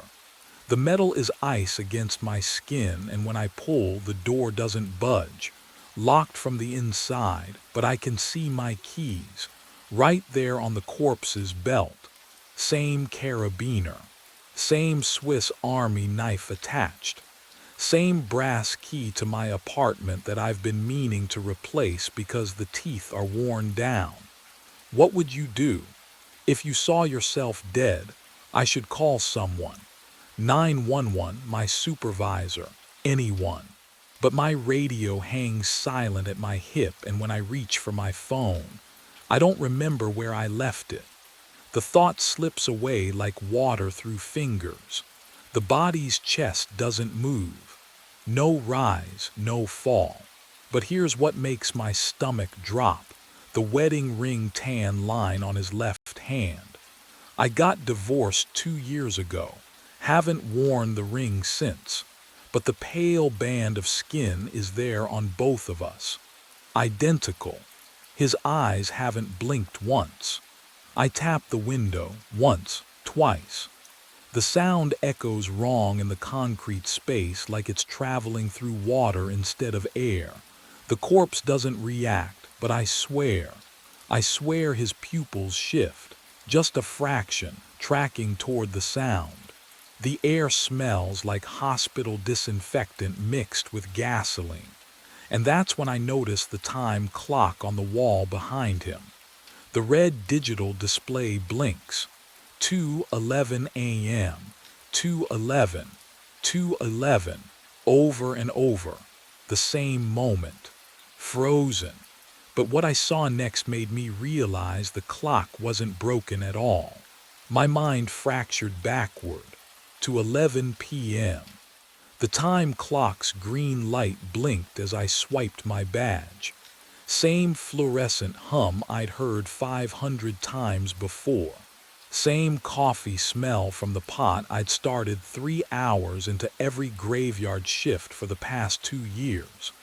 Same concrete chill seeping through my boots. Normal. Everything felt normal. I poured the coffee into my thermos, the steam curling up in that familiar way. Took a sip. The liquid hit my tongue and, wrong, metallic, like I'd bitten the inside of my cheek, like blood pooling in my mouth. I swallowed anyway, told myself it was just the new filter, maybe rust in the pipes. But the taste clung to my teeth, coating them in copper. I walked to the security booth, sat down in the worn chair that knew the shape of my body, turned on the monitors. 6 screens flickered to life, showing empty parking levels in grainy black and white, except Level 1, Camera 3, my booth. The chair sat empty. The thermos rested on the desk. I could see the steam rising from it, but no one sat there. I looked down at my hands on the desk. Solid. Real. The wedding ring tan line pale against my skin. I looked back at the monitor, still empty. Have you ever seen proof you don't exist? Can you imagine that cold drop in your stomach? But I pushed it away. Told myself the camera had a dead zone. Told myself I was sitting in the blind spot. I'd been working too many doubles. Exhaustion playing tricks. The fluorescent lights hummed above me. But the pitch was wrong, too low, like a growl buried in static. I'd never noticed that before. Had it always sounded like that? The coffee taste lingered, metallic, wrong. But what I didn't know yet, what I couldn't have known, was that I'd already been tasting it for hours. I pushed away from the desk. My legs felt solid enough, real enough. The fluorescent hum followed me down the corridor to the elevator. Level 6. The button glowed orange under my finger. The elevator cables groaned overhead, wrong frequency, like violin strings tuned too low. When the doors opened, the air smelled different, sharper. Hospital disinfectant mixed with gasoline. At 1:55 a.m. I heard it. An engine, smooth, expensive. The sound echoed through the concrete in a way that made my teeth ache. A black sedan glided into spot 34. No headlights, just there, the engine cut. Silence pressed against my eardrums. I approached. Slowly, each footstep seemed to arrive a second before my foot touched ground. The driver's window rolled down. Oh, the face staring back at me was mine. Same stubble pattern. Same scar through the left eyebrow from the bike accident when I was 12. Same jacket I'd worn to work tonight, still hanging in my locker. Can you imagine seeing yourself like that? From the outside. He didn't speak, just extended his hand through the window. Something white dangled from his fingers, a hospital bracelet, plastic. The edges worn, I took it. Cold against my palm. Status critical. Patient name Barnett Levi, the numbers blurred, date. Time, admission. Check, the doppelganger said. His voice was mine but flatter, drained. Check what? He pointed at my wrist, at my throat. I pressed 2 fingers against my neck, shifted position, pressed harder, tried the other side, nothing. I moved my fingers to my wrist, searching for the familiar flutter beneath skin. Nothing. No pulse. No heartbeat. No rhythm at all. But what I didn't understand yet was that this moment right here, had already happened before. I stumbled backward, hand pressed against silent ribs. The sedan driver watched me with dead eyes, my eyes. Then I heard the footsteps, echoing from stairwell B, slow, deliberate. The metal door shrieked open, and another me stepped onto level 6. Same uniform, same confused expression. He froze when he saw us. No, he whispered. No, I just clocked in at 11. You're not real. The fluorescent lights above flickered, casting our shadows in triplicate. Have you ever seen yourself from the outside? It's worse than any mirror. I could see the exhaustion carved into his face, into my face. Before I could speak, the elevator chimed behind me. The doors slid open. 2 more. 2 more versions of me stumbled out, blinking against the sickly yellow light. The garage air shifted, suddenly thick with the sharp chemical bite of hospital disinfectant mixed with oil and concrete dust. It coated my throat, made me gag. "This is wrong," one of them said. His voice cracked. I collapsed at 8 p.m. In the office, I felt it. The rupture. "Shut up," the stairwell version snapped. I arrived at 11, your hallucinations, brain damage, oxygen deprivation. But what they said next made everything worse. The one from the sedan spoke, calm and cold. "We've had this conversation before, all of us. You'll remember soon." I pressed my palm against the concrete pillar. It felt wrong, too warm. Pulse-like vibrations throbbed beneath the surface, rhythmic and wet. The clocks on every level began ticking backward. 211 became 210, then 209. No, I breathed. No, that's not. All four of them turned to me in perfect unison. Their mouths moved together, words synchronized. "We're dying," they said as one voice, "and we can't stop it from happening again." That's when I heard more footsteps, descending from every stairwell, every shadow. I ran, away from the footsteps, away from myself. The security office door swung open under my weight, monitors glowing cold blue in the darkness. Static hissed from every speaker, a sound like breathing through water. I grabbed the desk chair, pulled myself close to the screens. 8 monitors, 8 angles of the garage, all showing me. The first screen flickered, and I saw it. 8 p.m. The office. A version of me slumped at this very desk, body convulsing, fingers clawing at the keyboard. My mouth stretched open too wide, jaw dislocated, and foam bubbled pink at the corners. The wedding ring tan line on my left hand caught the fluorescent light as my arm spasmed. Once, twice, then nothing, just stillness. Eyes staring at nothing. Can you imagine watching yourself die? I pressed my palm against the cold monitor screen. The glass felt warm, wrong, like touching skin instead of plastic. But what I saw next made everything worse. Monitor 2 showed 11 p.m., the garage entrance. I walked through the door, alive, alert, carrying my thermos. I waved at the camera, clocked in, smiled. Both timelines.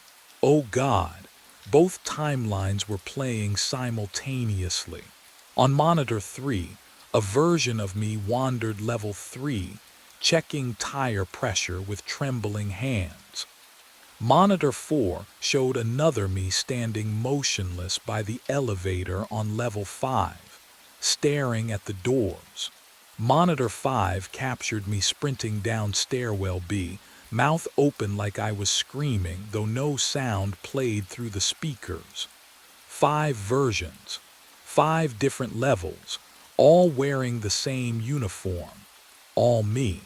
The timestamp in the corner of every screen blinked red. 2:11 a.m. Then reset. 2:11 a.m. Reset. 2:11 a.m. An infinite loop burning into the pixels, the numbers searing themselves into my vision until I couldn't look away. The disinfectant smell grew stronger, hospital thick, choking. And that's when I noticed what was inside my locker. My locker door swings open with a metallic groan. Inside, papers, medical documents I've never seen before, stacked in a manila folder that smells faintly of antiseptic. My hands shake as I lift them out. The paper feels too smooth, too clinical. Neurology Department, Northwest Medical Center. Patient name, Barnett Levi. Brain aneurysm. Cerebral. High rupture risk. The words blur together, but the date stamps sharp and clear. 3 weeks ago. Diagnosis date printed in red ink at the top. Below that, appointment reminders I never kept. Follow-up consultations marked MISSCD in angry capital letters. I didn't remember any of this, but I did, didn't I? The voicemail icon blinks on my phone, still clutched in my other hand. 23 messages. I scroll back through the dates. Dr. Sarah Chen, over and over. Her name repeating like a prayer I refuse to hear. My thumb hovers over the oldest one from 3 weeks ago. I press play. Mr. Barnett, this is Dr. Chen from Neurology. Your scan results are concerning. We need you in for surgery. Consult immediately. This isn't something you can postpone. Please call me back. Her voice sounds desperate, professional but fraying at the edges. But what came next made my blood run cold. I remember now. The notification lighting up my screen during a double shift. I'd swiped it away, deleted it, clocked in for overtime instead. The garage needed coverage. I needed the money. What would you have done? Chosen your health? Or chosen not to lose everything you'd already sacrificed for? I stumble backward, away from the locker, away from the evidence of my own stupid, stubborn denial. The elevator. I need out. Now.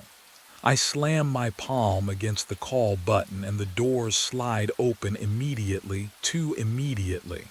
I step inside. The floor lurches beneath me as the car descends. Then it stops. Not at a floor, between them. The cables hum. Wrong. A frequency that vibrates in my teeth, in my skull. The walls feel close, too close. And the air, oh God, the air smells like blood and disinfectant.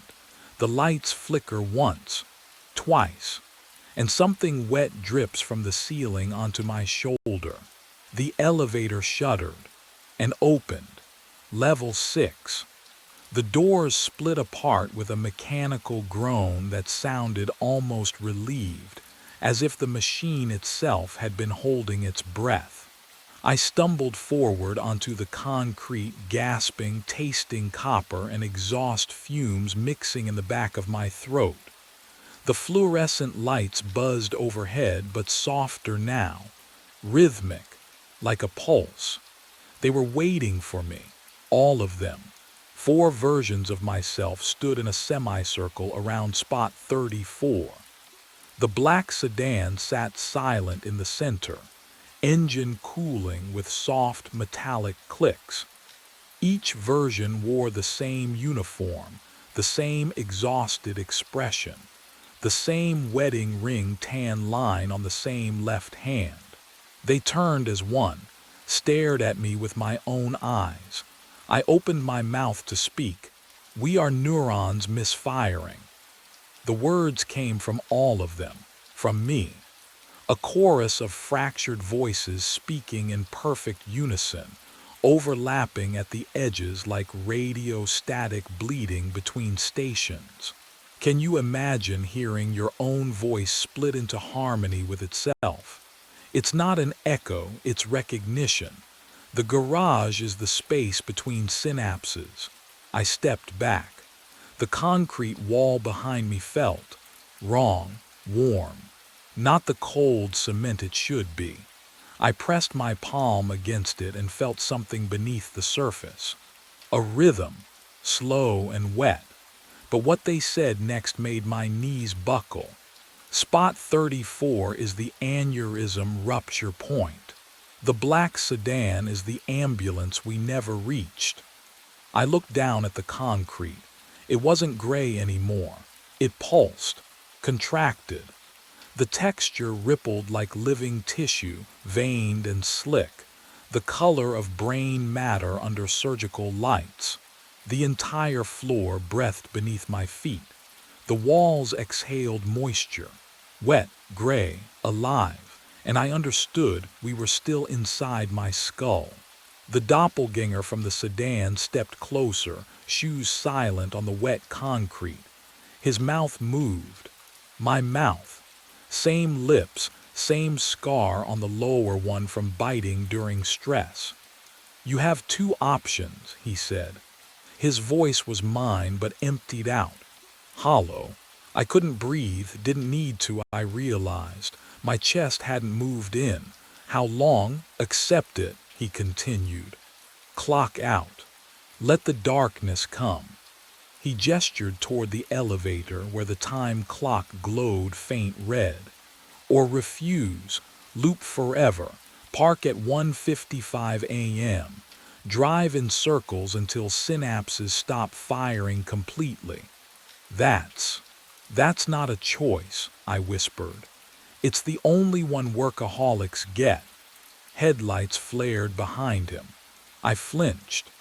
More cars materialized across level 6, engines idling in unison, a low mechanical breathing that filled the space. Sedans, subs, a rusted pickup. Drivers sat motionless behind steering wheels, faces pale in the dashboard glow, watching, all of them watching me. The smell hit next. Gasoline mixed with that hospital disinfectant stench. Sterile. Wrong. Who are they? I asked, though part of me already knew. Attendants who couldn't leave, refused the clock, chose the loop. But the real horror hadn't fully surfaced yet. I stepped toward the black sedan. A piece of paper fluttered under the windshield wiper, trapped against cold glass. My fingers trembled as I pulled it free. The paper felt thin, fragile, like it might disintegrate. The handwriting was hurried, desperate. "Don't stay." I did. "I'm still here. Maya Tors.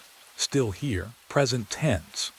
I scanned the cars again, searching faces in the dim light. Third row. A woman in a day shift uniform, hands frozen on the wheel, eyes open but unseeing. Her name tag caught the fluorescent glare. Maya. Can you imagine? Realizing your eternity is a parking spot, a timestamp, a loop you chose because letting go felt worse than staying. "She's been here 8 months, the doppelganger said quietly. "She thinks it's still her first night." My pulse should have spiked. Would have if I'd had one. The terror sat cold in my non-existent chest, spreading like frost. And that's when I understood what the choice really meant. I walked back to spot 34. The painted lines glowed under the fluorescent wash, brighter than they should have been. My boots scraped concrete that smelled wrong. Not just oil and exhaust, but something clinical. Antiseptic. Like they'd tried to scrub away something permanent. The doppelganger followed. Silent, I knelt, pressed my palm flat against the cold surface. The concrete was darker here, stained. Not just one shape, layered rings like tree growth, each a different timeline of something spilled. "How many?" My voice cracked. 12 attendants. He stood over me, hands in pockets. Heart attack, stroke, aneurysm. All died right here. All chose overtime over doctors. I stood. The idle engines behind me pulsed in rhythm. 1, 2, 3. Heartbeats I didn't have anymore. But what I found next made the air leave my lungs completely. I moved to the garage's edge, where the concrete barrier overlooked downtown. The city sprawled below, every window lit, every street visible. Traffic lights blinked yellow. A woman stood on the corner, arm raised to hail a cab. A cyclist leaned forward mid-pedal. None of them moved.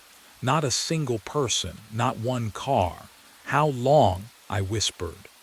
"Since 2:11 a.m., the doppelganger said. "When your aneurysm ruptured, when you collapsed in the office. The world kept going, but not for you." I gripped the barrier. The metal bit into my palms, cold, real, solid. "I clocked in at 11, I said. "I walked through the door, I was breathing." "No," his voice was gentle, pitying. "You were already gone." The fluorescent lights hummed lower, deeper. The sound crawled inside my skull. And that's when I understood what the time clock had really been counting down to all along. The time clock hums against the wall. 2:11 a.m. blinks red. Over and over I stand there. How long? Minutes. Hours. Time doesn't work the same when you're already dead. My hand hovers over the button. Punch out, accept the darkness, let my neurons finally stop misfiring. Or punch in. Loop forever. Become the black sedan driver warning the next one who refuses to let go. The metal feels cold under my fingertip. Real. More real than anything since I collapsed at this desk. Can you imagine choosing your own eternity, knowing the choice is final? I think about Maya Tours, about the 12 others who stayed, about the version of me who tried to warn himself and failed. I press the button. The screen glitches, pixels scattering like dying synapses. The red numbers fracture into static. The hum stops. Everything stops for a moment. Nothing. Just the smell of concrete and gasoline. Just silence. But what happened next would change everything. The world blinks, and when it comes back, 1:55 a.m., I'm sitting behind the wheel of a black sedan. The leather smells like hospital disinfectant. My hands rest on the steering wheel, fingers I can't feel wrapped around something solid. The engine idles with a low purr that vibrates through the seat. Through the windshield, I see the security booth. Level 6, spot 34. The fluorescent lights flicker above. In the distance, footsteps echo. Someone's walking toward their shift, toward the time clock that's counting down to 2:11. I don't move, I just wait. The footsteps grow louder, closer. A figure appears at the edge of the concrete pillar. Young, tired, wearing the same uniform I wore, the same badge. They glance at my car. Our eyes meet through the glass. I reach for the window button, and I wonder if they'll listen. The sleeping bag is still warm. I crouch on the concrete floor of floor 32, my hand hovering an inch above the fabric. Heat radiates against my palm. Someone was here, minutes ago, maybe less. My flashlight beam catches the uniform hanging from an exposed pipe overhead. Security gray, pressed creases. The name tag glints under the light. Nathan Graves. My name, my uniform, but I'm wearing mine right now. The badge number underneath makes my throat tighten. 1847. My old badge. The one I lost 8 months ago during the brownout on floor 18. The one that was supposed to be deactivated. I pull my tablet from my belt with shaking fingers. The checkpoint log glows in the darkness. 2:17 a.m. 2 scans recorded, both using badge 1847 and badge 2139. Mine. 40 seconds apart. I've been alone in this building for 6 hours. 40 floors of empty offices and locked doors. Just me and the hum of ventilation systems. Just me and the motion sensor lights clicking on and off as I walk my routes. Except, I wasn't alone. My breath clouds in the cold air. The renovation stripped this floor down to bare concrete and dangling wires 3 months ago, but nobody's touched it since. No construction crew, no daytime staff, just an empty shell that smells like dust and something metallic I can't place. A coffee cup sits beside the sleeping bag. Steam curls from the surface. What would you do? Your hands are trembling. Your radio feels heavy on your hip. You could call it in right now, but who would believe you? I lean closer to the cup. The smell hits me, cheap break room coffee, 2 sugars, the way I take mine. Then I hear it. Boot steps. Echoing in the stairwell. Heavy, deliberate. Climbing toward floor 32. Climbing toward me. But what I didn't know yet was that whoever wore that uniform knew exactly when I'd find it. My mind keeps circling back to that first night. 2 weeks before I found the sleeping bag. before I understood what was happening. It was 2:17 a.m. when I reached floor 32. Just another checkpoint on another shift. The building stretched silent above and below me, 40 floors of empty offices and me the only living thing moving through them. I pressed my badge to the scanner. Beep. Then, beep again. I froze. The second tone came half a second after the first, like an echo that didn't quite match. My tablet vibrated in my hand. I glanced down at the log screen, expecting the usual single entry. 2 scans, both time-stamped, both showing my badge number. One at 2:17 a.m., one at 2:16 a.m. I stared at the screen. That wasn't possible. I'd been in the stairwell a minute ago, nowhere near the scanner. The renovation floor spread out before me, gutted concrete, exposed wiring, shadows pooling in every corner. Dust hung thick in the air, mixing with something else. Something faintly sweet, like coffee with too much cream. But I was holding my thermos. Black, no sugar, the way I always drank it. I turned in a slow circle, flashlight cutting through the darkness. Nothing. No one. Just the hum of the HVAC system and my own breathing. System glitch, I muttered. My voice sounded too loud, swallowed immediately by the empty space. But my stomach twisted anyway. Because the scanner didn't malfunction. It never malfunctioned. I should have reported it right then. Should have called Helen, documented everything. But what would I even say? That the computer hiccuped. That I smelled phantom coffee. I backed toward the stairwell, unable to shake the feeling that the darkness behind me was occupied. The checkpoint log would haunt me for days. But what I didn't know yet, what I couldn't have known, was that someone had been watching me struggle with that tablet, studying my confusion with perfect, silent patience. I couldn't leave it alone. Back at the security desk, the monitor glow painted my hands blue as I clicked through the system logs. 1 night back, 2 nights, 5. The keyboard clacked in the empty lobby, each keystroke echoing off marble walls. My coffee had gone cold hours ago, but I kept drinking it anyway. The bitter taste keeping me focused. Floor 32, every single night. 2:17 a.m., double scan. 2:18 a.m., double scan. 1:59 a.m., double scan. The timestamps varied by 30 seconds, sometimes 90, but always 2 scans. Both logged to badge number 2143, my badge, the one clipped to my belt right now. I printed the report. 8 pages of proof.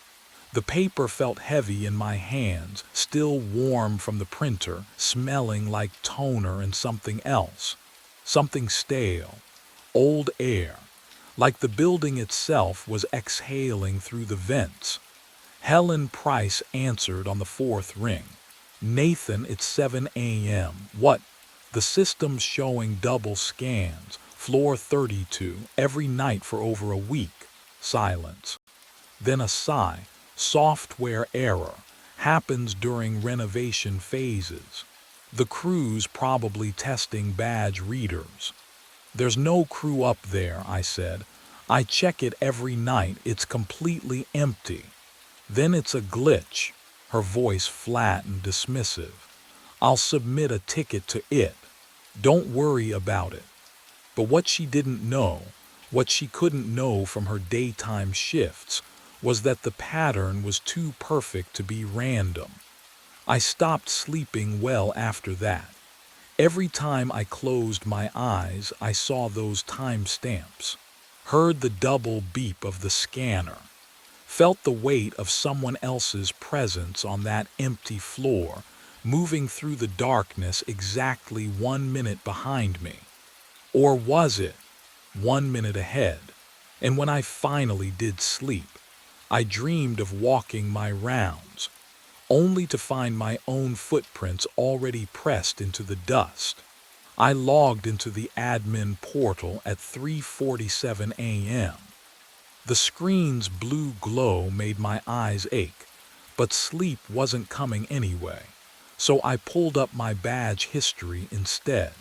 The keyboard clicks echoed too loud in the empty lobby. Each tap another second of the shift I couldn't get through fast enough. My current badge, number 2035, showed 8 months of scans. Clean, predictable. The system had issued it after I lost my original during that brownout on floor 18. I remembered that night. The lights dying floor by floor. The emergency generators coughing to life. My badge, gone. Somewhere in the darkness between stairwells. Helen deactivated the old badge immediately. Standard protocol. Badge number 1847 dead in the system by morning. I pulled up the deactivation record. February 9th. Timestamp 0900 hours. Status inactive. But what I found next made my coffee taste like copper on my tongue. I ran a scan history for badge 1847, and the screen filled with entries, recent entries. The deactivated badge had logged 32 scans in the past month. I scrolled through the timestamps, my pulse hammering against my throat. Every single scan occurred between 1:55 and 2:20 a.m. Every single scan registered on floor 32. Someone was wearing my old badge. Someone who knew exactly when I made my rounds, who moved through the building like a ghost, always just ahead or just behind me. The fluorescent lights above me buzzed, a sound like insects trapped behind glass. I clicked deeper into the logs, my hands shaking now, because I needed to see the pattern, needed to understand who was living in my shadow. And that's when I noticed the first scan from the deactivated badge. It appeared exactly 30 days ago. On the same night, I'd started finding the double entries on floor 32. I decided to catch him early. 1:58 a.m. The stairwell door on floor 32 closed behind me with a metallic click that echoed down through 40 floors of empty concrete. I killed my flashlight and the darkness swallowed everything whole.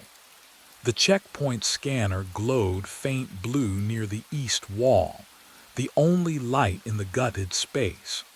Exposed wiring hung from the ceiling like dead nerves.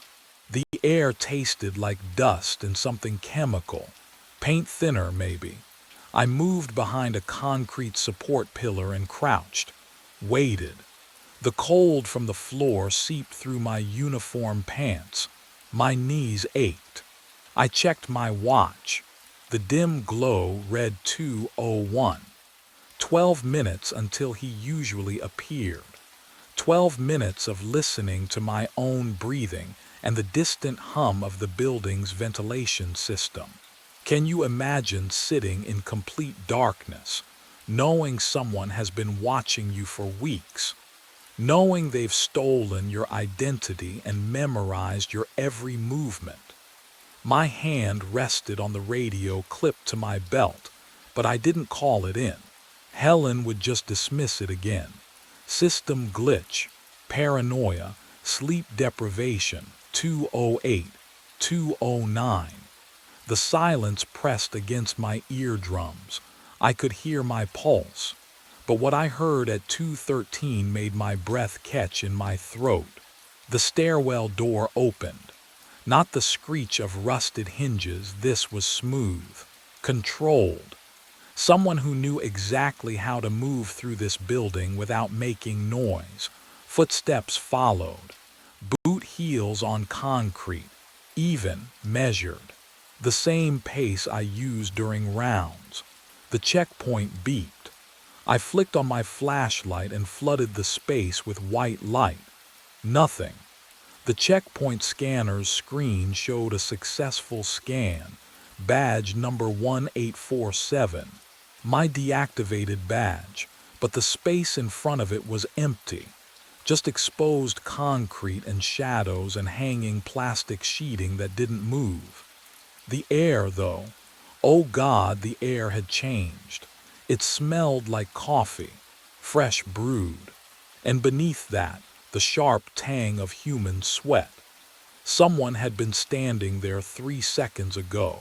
And then I heard the breathing behind me. I spun around. Nothing.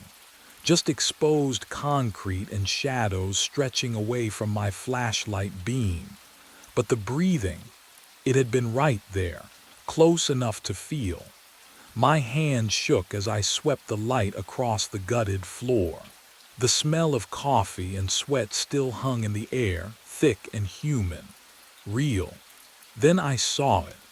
Behind a stack of drywall sheets in the corner, a dark green sleeping bag crumpled against the wall. My boots crunched over construction debris as I approached. The fabric was still warm when I crouched down and touched it. Not just warm, recently occupied. A coffee cup sat beside it, half full, steam rising. Can you imagine finding proof that someone's been sleeping 20 feet from where you stand? That they've been here for weeks, maybe months, and you never knew. I pulled back the sleeping bag. Underneath, energy drink cans, 6 of them, protein bar wrappers, a water bottle, and hanging from an exposed pipe above, a security uniform. My uniform. The name tag caught my flashlight beam. Nathan Graves. I leaned closer, throat tightening. The badge number embroidered below the name. 1847. My deactivated badge. The one I lost 8 months ago. But what I found next made my blood run cold. A spiral notebook lay tucked inside the sleeping bag. I flipped it open with trembling fingers. Page after page of handwritten notes. Times, floor numbers, routes. 2:17 a.m., floor 32, east stairwell. 1:43 a.m., floor 18, west elevator bay. 3:06 a.m., lobby, coffee break, 6 minutes, every checkpoint, every pattern, every habit I'd developed over 8 months of overnight shifts, documented, studied, memorized. The handwriting looked almost like mine, but the letters slanted wrong, too precise, too deliberate. Someone had been living here, watching me, becoming me. And then I heard it, footsteps in the stairwell again, climbing up, getting closer. The footsteps echoed closer, climbing, deliberate. My hand shot to the radio clipped at my belt. I fumbled with the volume dial, brought it to my lips, static. Dead, hissing static that filled the silence like television snow. Control, this is. This is Graves on 32. I need nothing. Just that crackling emptiness that meant I was completely alone up here. The footsteps continued their steady rhythm, boot soles striking concrete in the stairwell. Getting closer. I backed toward the opposite exit, keeping my flashlight trained on the stairwell door. My heart hammered against my ribs. The beam trembled in my grip. I could smell the concrete dust thick in the air, and something else underneath it. Something familiar, coffee, sweat. The exact smell of my own uniform after a long shift. The footsteps stopped, just stopped. I froze, listened. The silence pressed against my eardrums like water pressure. Can you imagine that kind of quiet, when even your own breathing sounds like a scream? Then I saw it. A shadow stretched across the bare concrete wall beside the stairwell entrance, long and thin, cast by the motion sensor lights inside. Human-shaped, wearing the peaked cap of a security guard. The silhouette didn't move, but I could see the slight rise and fall of shoulders. Breathing. But what happened next made my blood turn to ice water. "Nathan!" The voice came from the stairwell. Calm, steady. It was my voice, not similar, not close. Exactly mine, the same timbre, the same slight rasp from too many years of cheap coffee and midnight shifts. I'd heard recordings of myself. I knew what I sounded like. This was identical. "Nathan, I know you're there." The shadow on the wall shifted. A hand reached for the door handle. I ran. The door slammed behind me. Metal shrieked against concrete as I bolted down the corridor. My boots hammered against tile. Behind me, footsteps matching my rhythm, same weight, same pace. I didn't look back. Stairwell B. I threw myself through the door and took the steps 3 at a time. Cold air rushed up from below, carrying the smell of old dust and something else, something sharp, like sweat-soaked fabric left too long in darkness. The footsteps followed. Not faster, not slower, exactly my speed. Floor 28, 25. My lungs burned. I risked a glance at the landing window as I rounded the corner there. In the reflection, same height, same build, same uniform stretched across familiar shoulders, but the badge photo on his chest. It looked washed out, faded, like a photograph left too long in sunlight. Can you imagine seeing yourself like that?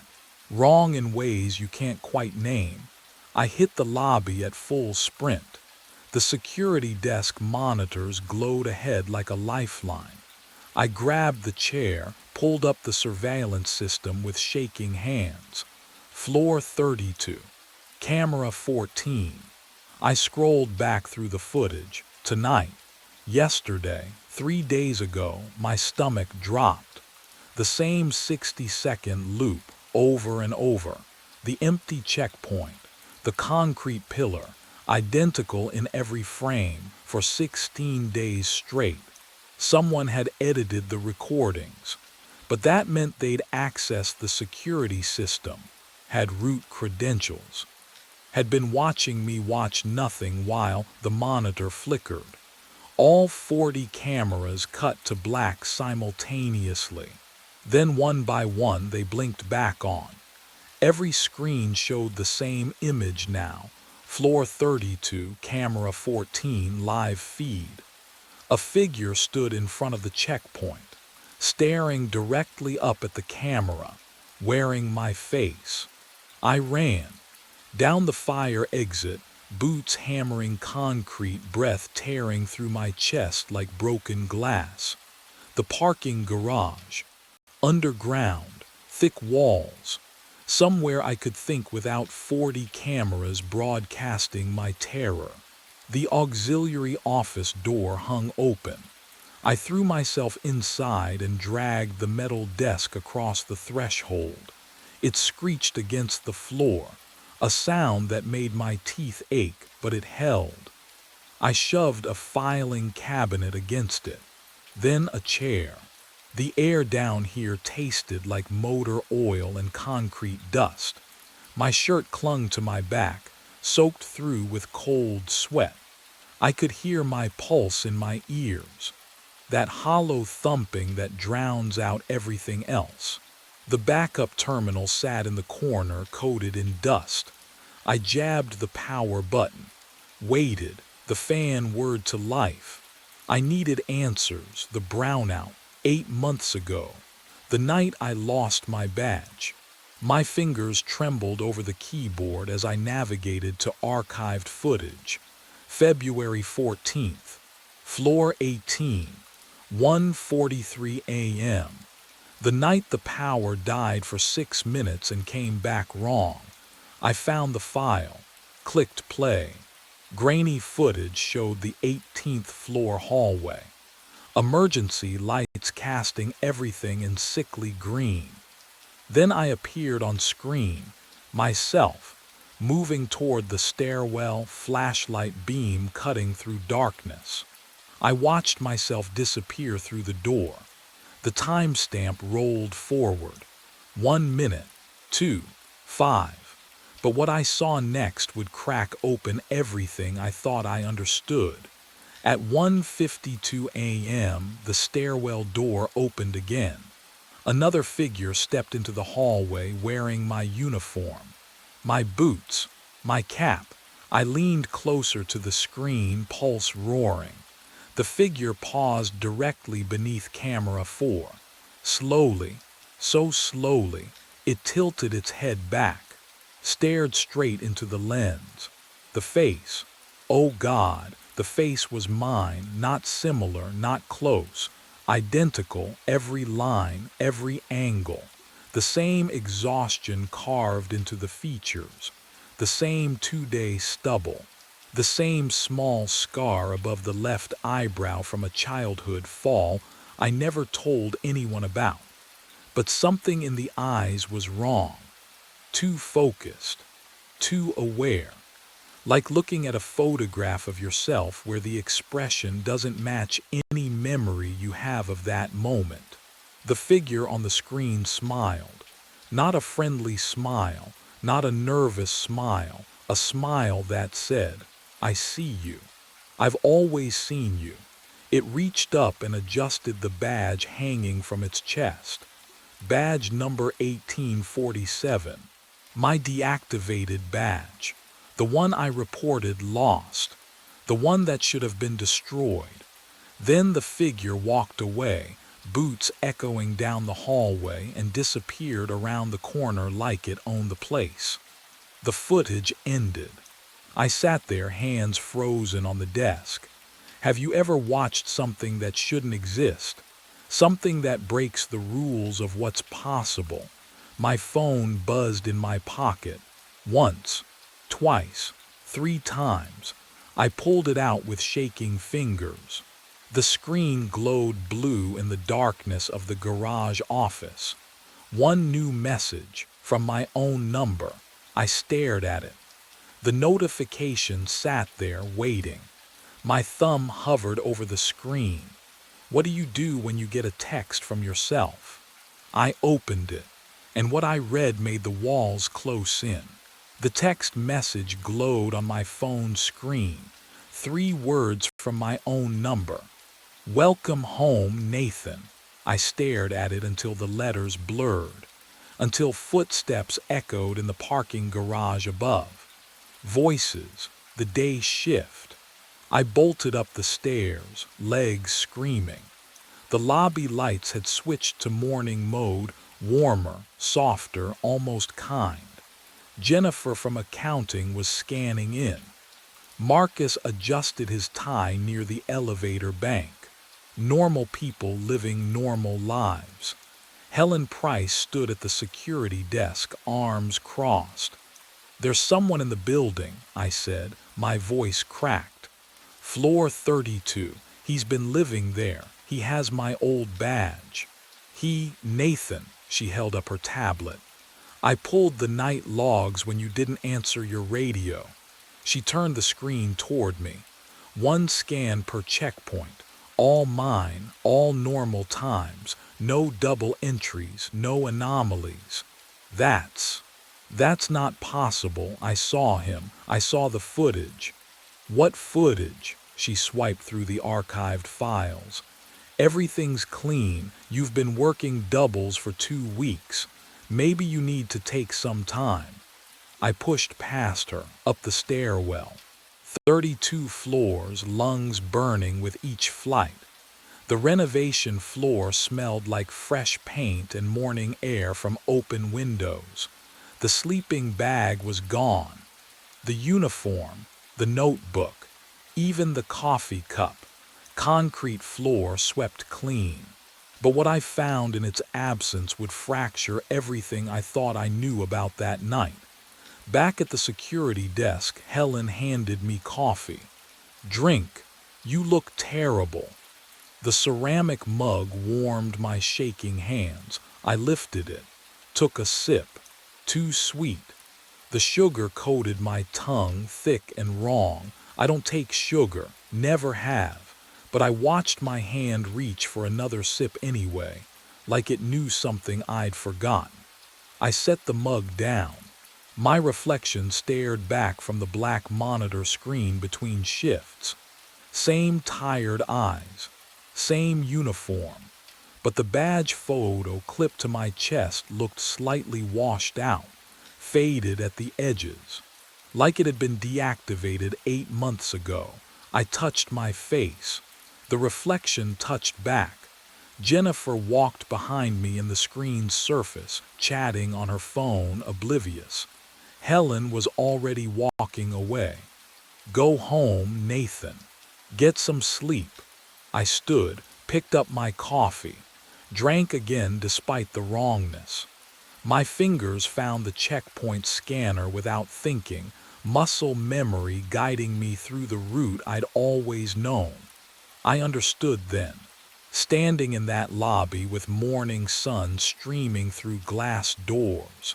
I'd been here before, not as the hunter but as the one who'd waited in the dark, who'd learned every route, who'd slipped into an empty space and made it mine. The brownout. Floor 18. 8 months ago, I'd never left. And whoever had been wearing this badge before me, he was gone now, erased as cleanly as the sleeping bag on floor 32. Because there could only ever be one Nathan Graves working nights at Thornhill Tower. I scanned out at the front desk. The system beeped once. Normal. Clean. I stepped into the morning cold, and the sun felt like a memory from someone else's life. Behind me, the building rose 40 floors into pale sky. Tomorrow night, I'd be back, scanning checkpoints, walking empty halls, waiting to see who else might lose their badge in the dark. The backseat was empty. I checked the rearview mirror again, blinked hard. The worn leather seat stretched vacant in the yellow glow of passing streetlights.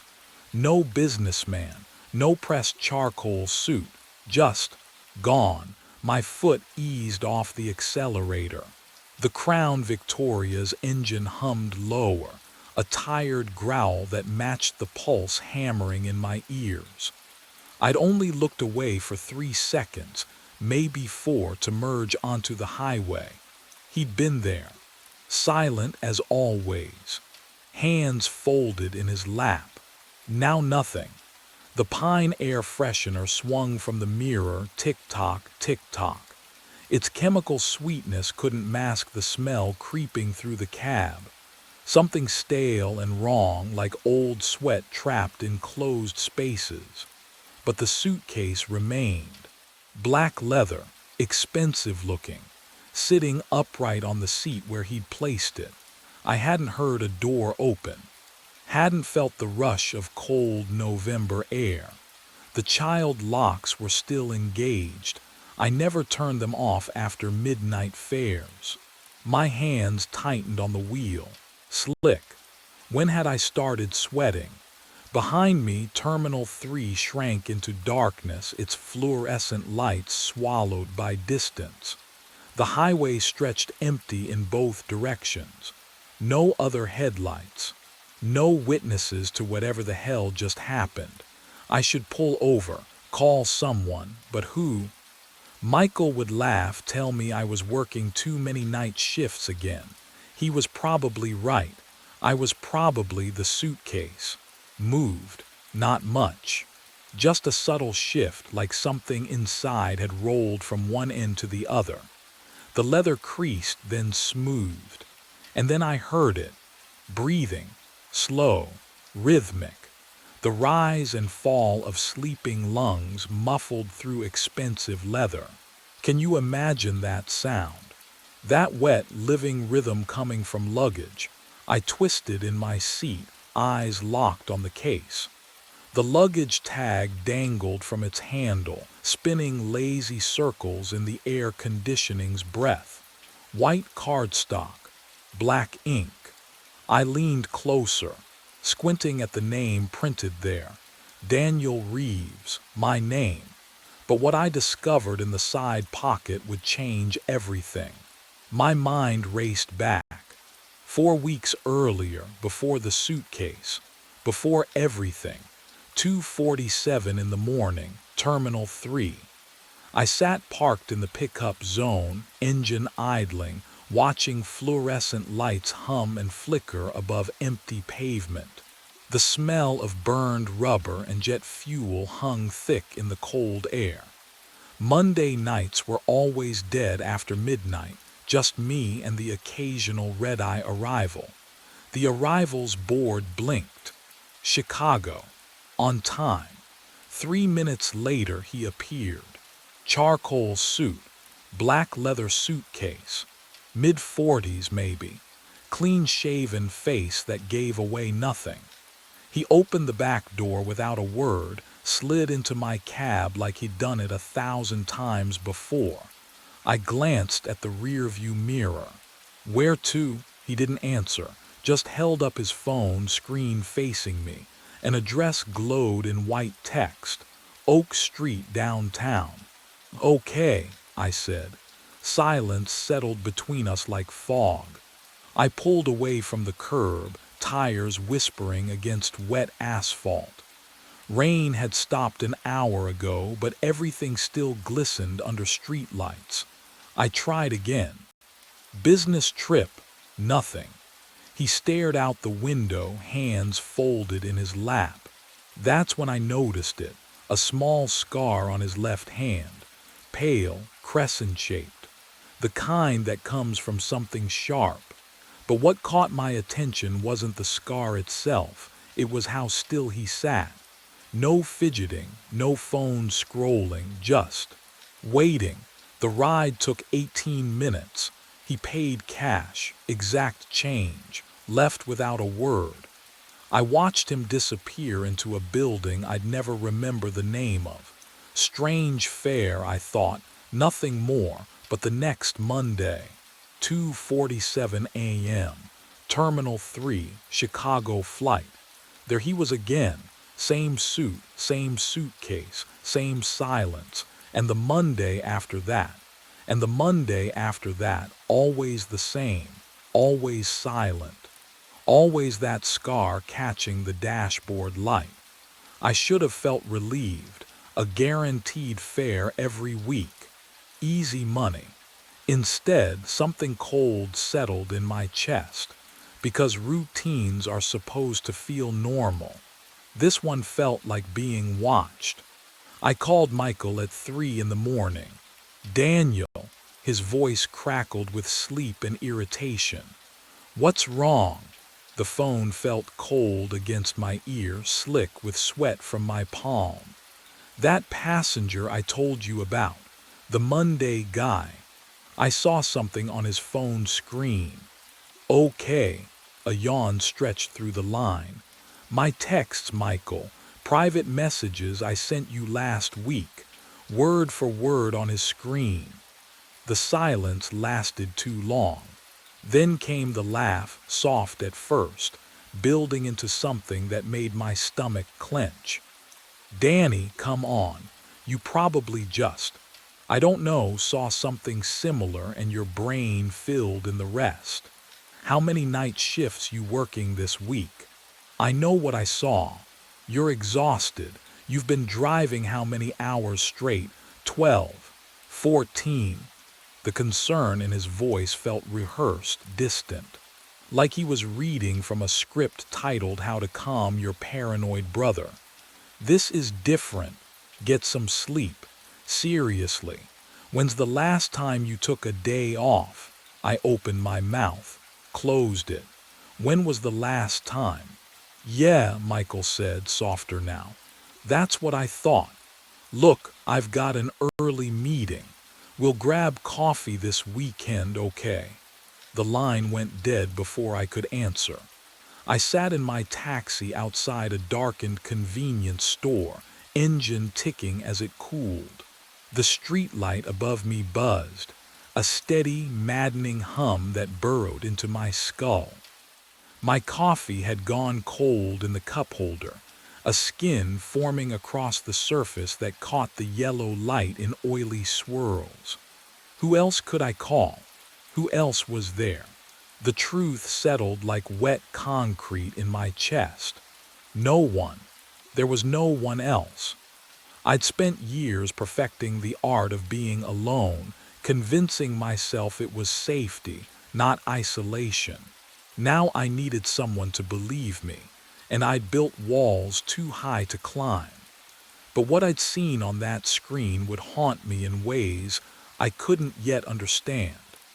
I drove home as dawn bled gray across the skyline. My apartment building looked wrong in the early light, too sharp, too still, like a photograph of itself rather than the real thing. I parked in my usual spot and stared up at my fourth-floor window. The curtain hung exactly as I'd left it. Exactly. Inside my studio, everything smelled faintly of pine from the air freshener I kept by the door. I dropped my keys on the counter. They clattered too loud in the silence. The security camera. I'd installed it 6 months ago, one of those cheap models that sent alerts to my phone. Paranoia, Michael had called it. Waste of money. But now I pulled up the app and scrolled back through the footage, watching my empty door from the hallway perspective. Hours of nothing, just the occasional neighbor passing by. Linda Ochoa shuffling past with her grocery bags. The usual. I made fresh coffee and kept scrolling. Day after day of recorded stillness. My door remained closed, locked, untouched. So why did my apartment feel different every time I came home? I watched that grainy feed for hours, barely blinking until my eyes burned and the screen blurred. The coffee went cold again. I didn't care. Somewhere between exhaustion and obsession, I'd stopped being able to tell the difference. Every pixel mattered now. Every shadow in the hallway held potential answers. Tuesday afternoon footage loaded on my phone. 4:17 p.m. The hallway empty. Then a figure stepped into frame, wearing my jacket, using my walk, unlocking my door with a key. The figure paused before entering and for just a moment, less than a second, turned toward the camera. My face stared back at me through the screen. But the expression was all wrong, the smile too wide. The head tilted at an angle I'd never use, and he waved, directly at the camera, at me watching, as if he'd known all along I'd be here, in this exact moment, discovering him. The timestamp read 4 days ago. For days I'd been living in an apartment someone else had been inside. Someone wearing my face. Someone who wanted me to know. I drove home as dawn bled gray through the windshield, my hands still trembling from watching that footage. My own face. My own smile. Wrong. The key turned in the lock like always. The door opened onto silence. For a moment, just a breath, the familiar smell of stale coffee and old leather wrapped around me like safety. Then I stepped into the bathroom. The toothbrush sat on the left side of the sink. I always keep it on the right. Always. My hand hovered over it, not quite touching, as though the blue bristles might burn my fingers. Someone had used it. Someone had stood where I stood, looked into my mirror, brushed teeth that weren't theirs. Can you imagine that? The invasion of it. I backed into the kitchen. The fridge hummed its usual monotone, but when I opened it, oh God, organic milk, Greek yogurt, a carton of blueberries still dewy with condensation. I buy instant coffee and day-old sandwiches. Nothing fresh, nothing expensive, but what I found next made my skin go cold. My jacket, the brown leather one, draped over the chair like it belonged there. I lifted it to my face. The scent hit me like a fist. Sharp cologne, something woody and deliberate. I don't wear cologne, never have. The leather felt warm, as though someone had just taken it off. I moved through the apartment room by room. Closet, bedroom, the narrow space behind the shower curtain. Nothing, no one. Just the wrongness settling into my bones like frost, the certainty that someone had been here, living my life with the volume turned just slightly off key. The coffee mug sat on the left side of the counter. I'm right-handed. And that's when I heard it, a key sliding into the lock behind me. I spun around. Empty hallway. Linda's door closing across the hall, the click of her deadbolt sliding home. Just the neighbor. My heart hammered against my ribs anyway. I locked myself inside and pulled up the security footage on my laptop. The screen's blue glow made my studio feel like a fishbowl. Cold coffee sat beside me, forgotten hours ago. I scrolled back through days of recordings, watching my own door from the camera's fixed angle. Monday, nothing. Tuesday. I worked the day shift that week, left at noon. The hallway stayed empty until 4 p.m. Someone walked up to my door, wearing my black jacket, my jeans, my face. The figure reached into a pocket, pulled out a key, and unlocked my door with their left hand. I'm right-handed, my throat closed. I watched me walk inside like he owned the place, because apparently he did. I fast-forwarded. 30 minutes later, the footage from my interior camera loaded. The doppelganger moved through my kitchen, opening cabinets with that same wrong hand.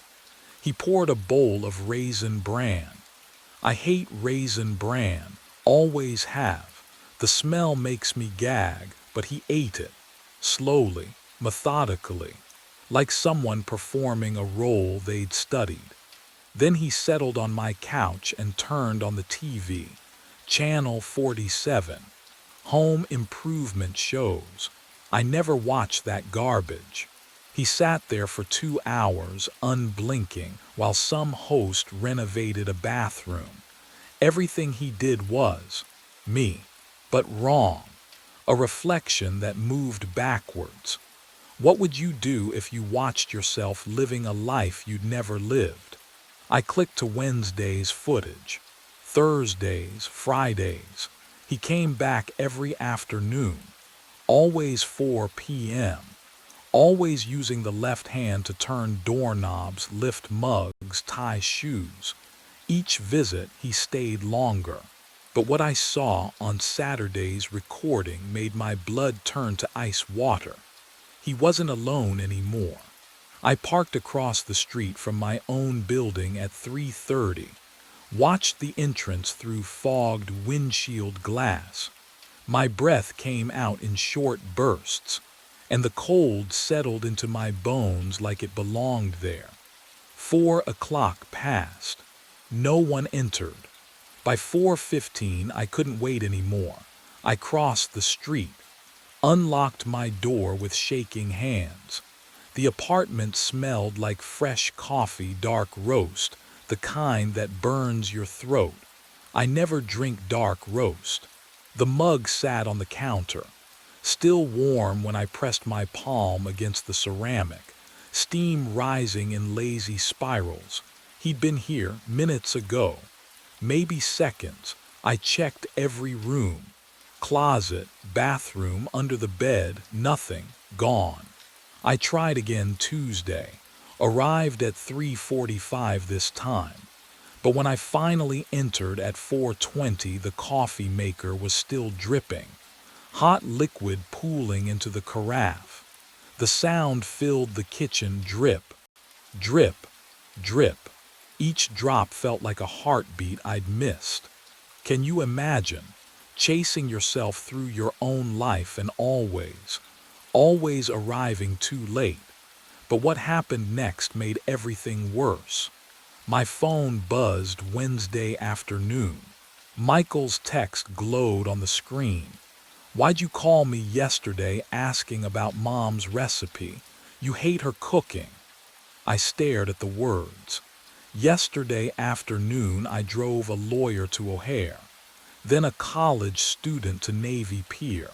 Then I pulled up my phone records with trembling fingers.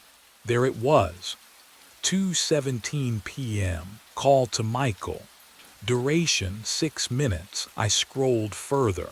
Calls to my bank, my landlord, numbers I didn't recognize. All made while I was behind the wheel, hands on leather, eyes on road. All in my voice. My throat tightened.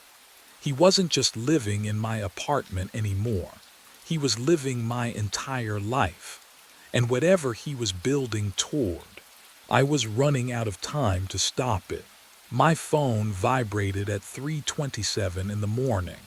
Michael's name glowed on the screen. He never called during my shift. "Danny." His voice sounded hollow, stretched thin like old tape. "We need to talk." I pulled into a dark lot behind the Route 41 gas station. The fluorescent lights hummed their usual insect song through my windshield. "What's wrong?" "You came by yesterday afternoon." He paused. Static crackled between us. You sat on my couch, we talked for an hour." My hands went numb on the steering wheel. "Michael, I worked a double shift yesterday, 14 hours straight. You told me about that camping trip when Dad left us alone overnight, when I got scared of the raccoons." The pine air freshener swung from my mirror, releasing its chemical sweetness. "We never went camping," I said. My voice didn't sound like mine. "Dad took us fishing twice, that's it." "Danny, I remember, you were there, you laughed about it, said I cried for 3 hours. Can you imagine forgetting your own childhood? Watching someone else's memories replace yours? What are you on?" Michael's words cut sharp. "Pills, something else, because this isn't exhaustion anymore." But the real question was worse than that. "I'm not using anything," I whispered. The coffee stains on my dashboard looked wrong suddenly. Too many rings. Had there always been that many? "Then why don't you remember visiting me?" His breathing came faster now. "Why are you saying things that didn't happen?" "Happened." My throat closed. "Because what if I was wrong? What if the camping trip was real and my memory had holes I'd never noticed? What if I'd been losing pieces of myself for weeks and never knew?" "Michael," the line went dead. I sat in the dark trying to remember my father's face, trying to remember what was real. My own past felt like fog now, slipping through my fingers every time I reached for it. And that's when I realized the worst part. If my memories were lies, then who was I? I couldn't trust my memories anymore. So maybe I could trust the evidence. I pulled into the empty lot behind the Route 41 gas station, killed the engine. The suitcase sat in the back seat where the passenger had vanished, and yes, it was still moving, rising, falling like lungs. My hand went to my jacket pocket for my keys. They were there, right where they should be, but my fingers trembled as I reached for the suitcase anyway, dragging it into the front seat. The leather was warm, body temperature warm. The smell hit me then, that familiar cologne I'd noticed in my apartment, the one I didn't own, sharp and citrusy and wrong. The clasps clicked open too easily. Inside, oh God, my wallet. The brown leather one with the coffee stain on the corner, my keys. The rabbit's foot keychain Michael gave me 10 years ago, my phone. The cracked screen protector I'd been meaning to replace for months. I patted my pockets again, frantic. Felt the weight of my wallet, my keys, my phone, all still there. All exactly where they belonged. Can you imagine holding your own possessions and finding them in two places at once? But that wasn't the worst part. White squares scattered across the passenger seat as I lifted the wallet out. Polaroids, maybe 20 of them. They fell like snow face up, and every single one showed the same thing. Me, asleep, behind the wheel of my taxi. What I saw in those photos would make me question every moment I thought I'd been alone. The first photo showed me slumped at a red light, head tilted back against the headrest. Streetlight glare on the windshield. The angle was from outside, passenger side window. Someone had stood right there, right beside my car, close enough to touch the glass. I shuffled through them. My hands wouldn't stop shaking, me at another red light, eyes closed, mouth slightly open. Me parked at Terminal 3, head against the window. The timestamp on the dashboard clock read 3:14 a.m. Me at the gas station.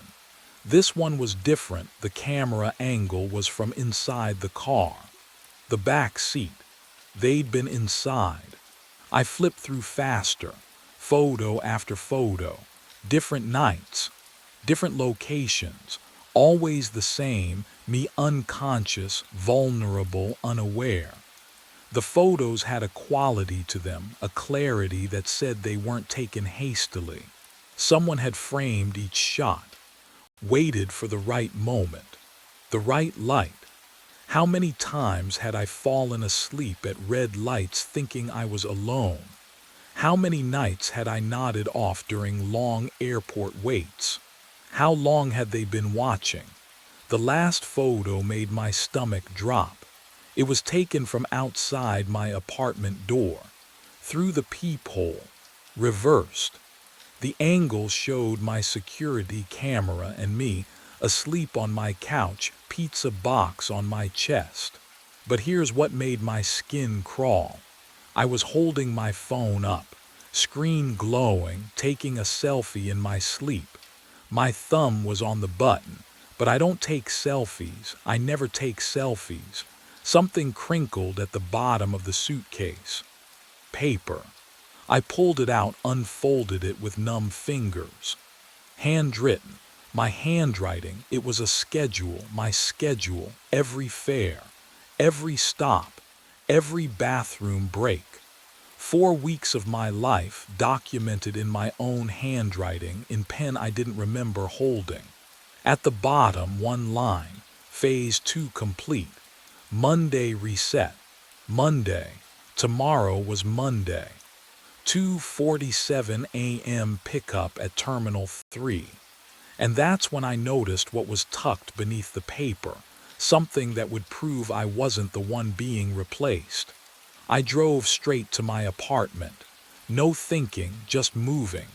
The hallway smelled like burnt popcorn and lemon cleaner, familiar and real. My key scraped into the lock, turned. Nothing. I tried again. The metal refused to give. Wrong apartment. No, Unit 213, same chipped paint on the door frame where I'd bumped it moving in. I jiggled the key harder. The lock didn't recognize me. Can I help you? Mr. Patterson stood at the end of the hall, arms crossed. My landlord, gray cardigan, coffee mug in hand. My key, it's not working, I need to get into my apartment. He squinted at me.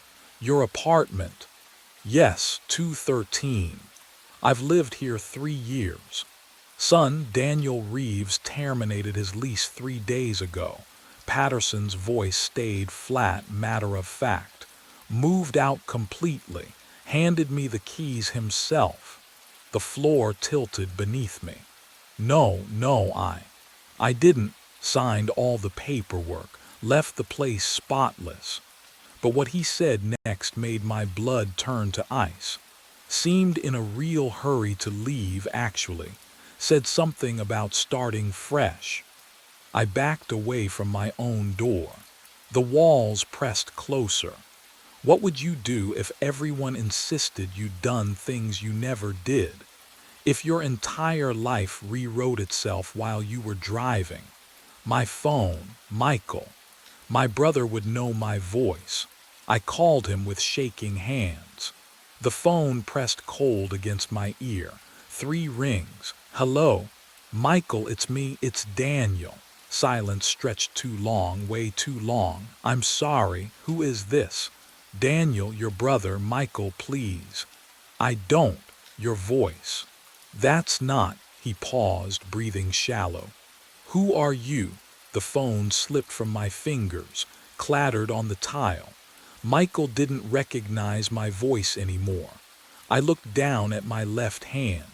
Under the fluorescent lights, I saw it clearly for the first time. The scar. Monday, 2:47 a.m. Terminal 3 again.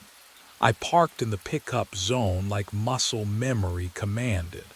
The fluorescent lights hummed their familiar dead insect chorus. My left hand gripped the steering wheel, and the scar caught the overhead glare. Small, precise, on the exact spot I'd memorized weeks ago. The businessman emerged through the sliding doors, but everything was wrong. He stumbled toward my taxi, eyes wide, scanning the empty pickup lanes like something might follow him. His suit hung wrinkled. Sweat darkened his collar despite the October chill seeping through my cracked window. He yanked the rear door open, breathing hard, ragged gasps that fogged the rearview mirror. Thank God you're here, he said. His voice. Oh God, his voice. Someone has been impersonating me for 6 weeks. The words tumbled out, desperate, pleading. They knew my schedule, my passwords, they wore my face. I couldn't breathe. The pine air freshener smell turned chemical, suffocating. He leaned forward between the seats. You have to believe me. I'm the real. I raised my left hand. Showed him the scar. He stopped, stared, then slowly. He raised his own left hand. The same scar, same placement. What would you do? Can you even imagine that moment when you realize you might not be you? But here's what I understood then in that humming, fluorescent silence. It didn't matter anymore which of us was real. We were both replacements now. Both passengers in someone else's pattern. He slumped back into the worn leather seat. I put the taxi in drive. Where to? I asked, because what else do you say when your existence dissolves? He didn't answer. Neither did I expect him to. We drove into the October darkness, 2 men wearing the same scar, neither one certain who'd earned it first. The city swallowed us whole, and somewhere, someone else was already climbing into the next version of our lives. The voice on the phone was mine. I pressed the cold plastic against my ear and heard myself speak, not an echo, Not a recording, my voice, my exact cadence, the way I swallow before bad news. Vincent, it said, Platform 7, 6:23. The train derails. My hand trembled. The fluorescent lights above Platform 7 buzzed, casting everything in sickly yellow. I could smell the bleach from my last cleaning round, still wet on the concrete, mixed with something else. Something metallic I couldn't place. Who is this? You know who this is. The line went dead. My radio crackled to life. Rachel's voice cut through the static, sharp and impatient. Carver, you copy. I need debris cleared from Platform 7 before the morning train. You've got 4 minutes. 4 minutes until 6:23. I clipped the radio back to my belt. My breath came shallow. The station was empty at this hour, just me and the hum of distant ventilation. But I wasn't alone. I never was down here. What I didn't know then was that this call would be the first of many. I walked toward Platform 7, my boots echoing in the maintenance tunnel. Each step felt heavier than the last. The emergency lighting cast long shadows that seemed to move wrong, delayed, like they were following something else. That's when I saw it. A phone lying on the platform edge, screen glowing, ringing. I stepped closer. The sound pierced the silence, shrill and insistent. I bent down. Read the caller ID. It said me, and the timestamp showed 6:19 a.m., exactly now. But the call had come in 4 minutes ago. My mind raced back to 5 nights earlier, when I first found it.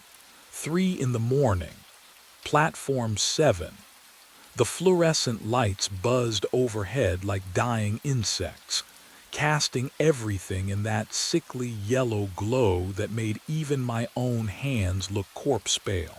Cold down there, always cold even though it was June. I dragged my mop across the concrete, the bleach smell sharp in my nostrils, burning the back of my throat. That's when I saw it. A phone, just lying there on the platform edge. I set the mop against the wall, picked it up. The screen was still bright, fully charged. My thumb hovered over the power button, but the display lit up on its own. 1 missed call. Caller ID, ME. I blinked, squinted at the timestamp. 9:14 a.m., 6 hours ahead. Some drunk passenger must have messed with the settings before dropping it. That's what I told myself. That's what made sense. But here's what didn't make sense. What I didn't tell anyone. The phone was warm. Not room temperature. Warm. Like someone had just been holding it. The platform was empty. Had been empty for an hour. I turned it in to Brian at Lost and Found that morning, made some joke about passengers who couldn't hold their liquor. He tossed it in a cardboard box without even logging it, sloppy as always. I went home, slept, came back the next night. 3 a.m., Platform 7, I started my sweep. And there it was again. Same phone, same spot. Same impossible glow in the darkness. I stopped breathing. The mop clattered to the floor, the sound echoing down the empty tunnel like a gunshot. Because this time I noticed something else. The missed call timestamp had changed, and what it showed made my blood run cold. I spent my lunch break in the archive room. The basement smelled like mildew and forgotten paperwork. Fluorescent lights hummed overhead, flickering every few seconds. I pulled the Platform 7 incident reports going back 40 years. My hands shook as I turned pages. The paper felt brittle, cold. 3 derailments, all on Platform 7. October 5th, 1984, 6:23 a.m., track debris. June 12, 2002, 6:23 a.m., track debris. March 9th, 2015, 6:23 a.m., track debris. The same time every single time. I wiped sweat from my forehead despite the chill. Can you imagine finding a pattern like that? Coincidence doesn't repeat with that kind of precision. I flipped through maintenance logs looking for what? I didn't know. Proof that I wasn't losing my mind, maybe. But what I found instead made everything worse. A log from 9 years ago. Routine cleaning schedule. Night shift assignments. I scanned the signatures at the bottom of each page. Different names, different handwriting. Then I stopped. My signature not similar, not close, exact. The way I looped the V in Vincent. The way I cross my T's too high. My employee number beneath it. I never worked here 9 years ago. I was still married then, still living upstate. I didn't even move to the city until 6 years ago. My finger traced the ink. It didn't smudge. Wasn't a photocopy. Original pen. Original pressure marks on the paper. I checked the date again. Checked my own signature again. The archive room suddenly felt smaller. The lights buzzed louder. My breath came in short gasps.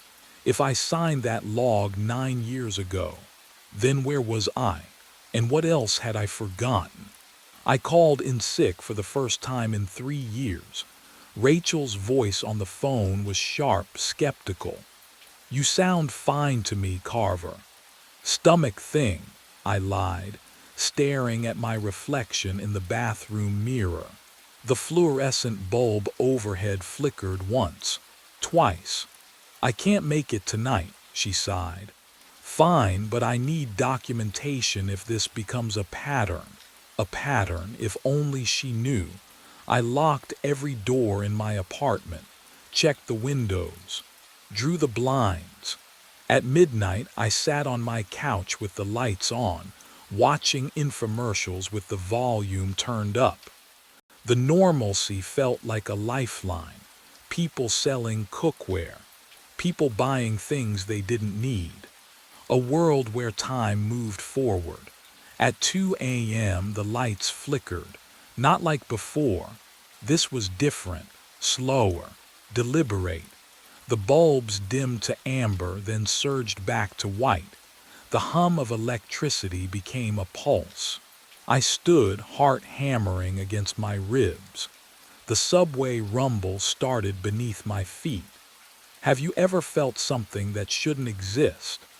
A vibration traveling through 6 floors of concrete and steel, climbing up through the foundation, rattling the coffee mug on my table. My building isn't near the subway. The nearest line runs 4 blocks east. The rumble grew louder. My phone rang. I looked at the screen. Caller ID, ME. My thumb hovered over the red button. I could answer. I could ignore it. What would you do? The ringing filled my apartment, too loud, too sharp, each tone drilling into my skull like a warning I couldn't decode. I didn't answer. The ringing stopped. The rumble stopped. The lights steadied. Silence wrapped around me like cold water, and for one desperate moment I thought I'd won. I was wrong. At 3 a.m. I opened my eyes. Cold air bit my exposed skin. The smell of bleach and damp concrete filled my lungs. Overhead, fluorescent lights buzzed in their familiar rhythm. My fingers gripped something solid, the handle of my cleaning cart. I stood on platform 7, holding my supplies, my uniform still on, my shoes still laced. I had no memory of leaving home, but what I found in my pocket would make me wish I'd answered that call. My hand found it before my mind did. The phone, smooth glass against my palm, still warm, still charged. I pulled it from my pocket under the flickering lights of Platform 7 and something inside me snapped. The custodial office was empty at 3:15 in the morning. I grabbed the hammer from the tool cabinet, laid the phone on the concrete floor, raised the hammer high. The first strike sent cracks spiderwebbing across the screen. The sound echoed off metal lockers, sharp, final. I hit it again, again. Glass shattered into glittering pieces. The battery split open with a chemical smell that burned my nostrils. I kept swinging until my shoulder ached, until the phone was nothing but fragments and twisted metal and circuit board dust. Have you ever been so desperate you destroy the one thing that might give you answers? I scooped the pieces into a trash bag, walked to the compactor behind the maintenance room. The machine groaned as it swallowed the bag. I watched through the small window as the crusher descended, metal grinding against metal, a sound like bones breaking. The bag compressed into a flat, unrecognizable disc. I exhaled for what felt like the first time in hours. The rest of my shift passed in a haze of normalcy I hadn't felt in days. I mopped Platform 4, restocked paper towels in the restrooms. Rachel's voice crackled over the radio at 5:30, asking about supply inventory. I answered with steady words, professional, grounded. At 6 a.m. I did my final sweep of Platform 7, but what I found there would prove that some things refuse to stay broken. The phone sat on the bench, same spot as always. Screen intact, not a scratch. I picked it up with trembling fingers. Cold, impossibly cold, like it had been in a freezer, not freshly charged. I turned it over. One missed call. Caller ID, ME.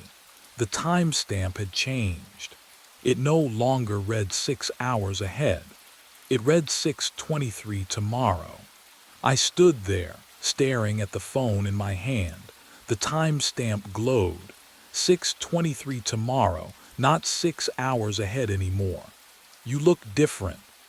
The voice came from behind me, rough, like gravel scraped over concrete. I spun around. The homeless man stood 5 feet away. Jerry, I think someone had called him once. He smelled like old newspapers and rain-soaked wool. Different haircut, he said. His eyes didn't blink. But same face. Same name tag. My throat tightened. I don't. Vincent Carver. He pronounced each syllable carefully like he'd practiced. I remember you. The platform felt colder. Have you ever had someone look at you like they've seen your ghost? That's how Jerry stared. Not at me, through me. You don't know me, I said. I do. He stepped closer. His breath came in short, wheezing bursts.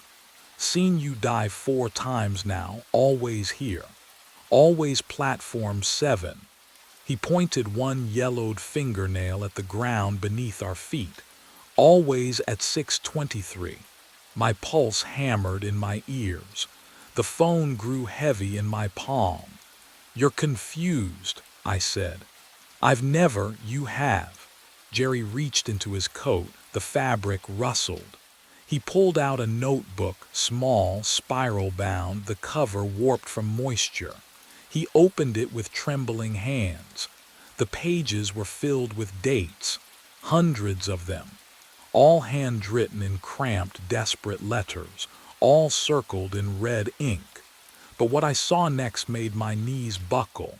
Every single date was the same month, the same day, the same year, today's date. And beside each one in Jerry's shaking scrawl were 2 words repeated over and over: he died. He died. He died. How many times? Jerry's voice cracked. How many times are you going to let it happen? I could change it. If I couldn't escape the loop, maybe I could break it from the inside.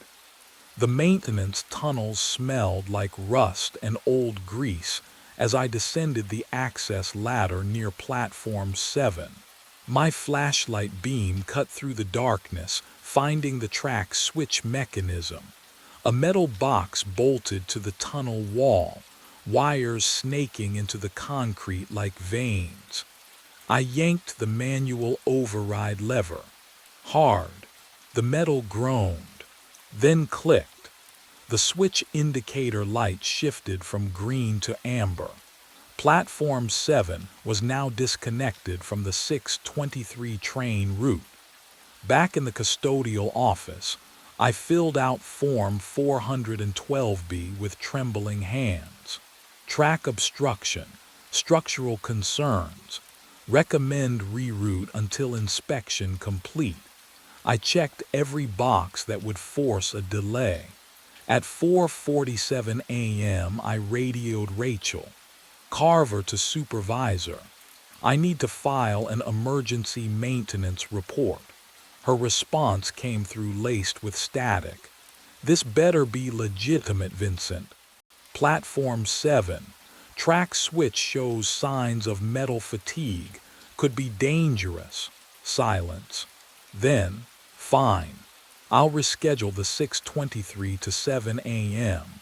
You're doing the inspection yourself tomorrow. I exhaled. For the first time in days, my chest didn't feel like it was being crushed.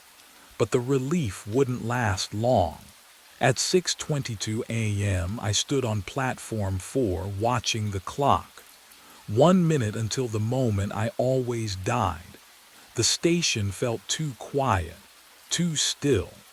Then I heard it, a sharp metallic click echoing from the tunnels below. The same sound the track switch had made when I pulled it, only in reverse. My radio crackled to life. Rachel's voice, cold, mechanical, wrong somehow.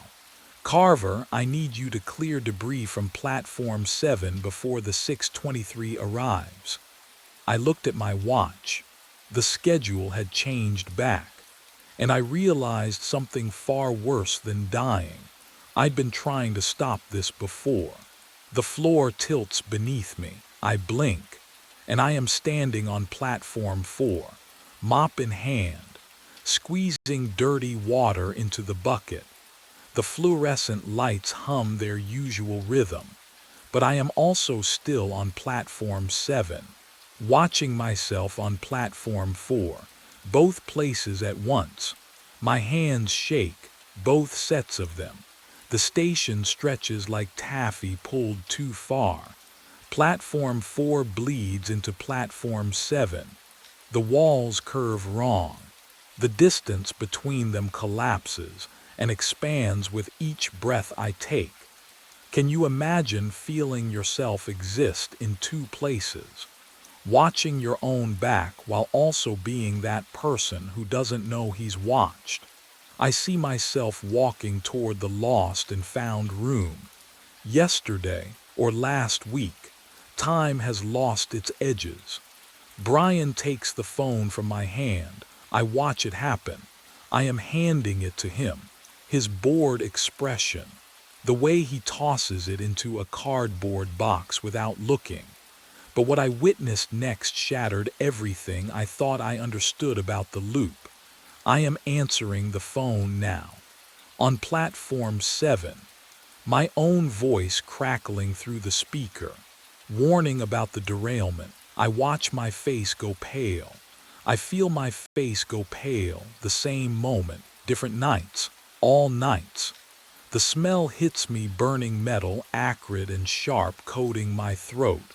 The derailment, I hear it screeching, twisting steel, screams that echo from nowhere and everywhere. The sound doesn't come from ahead of me. It comes from inside the walls, from beneath the tiles, from yesterday and tomorrow. It has already happened. It is always happening. The phone rings in my pocket. I never picked it up. It is there anyway. The station shudders. Every loop plays at once, stacked on top of each other like transparencies held to light. And then I see what Jerry meant when he said he watched me die. Reality snapped back. One point in time, one body, 6:22 a.m., platform 7. The fluorescent lights above me buzzed their usual sickly hum.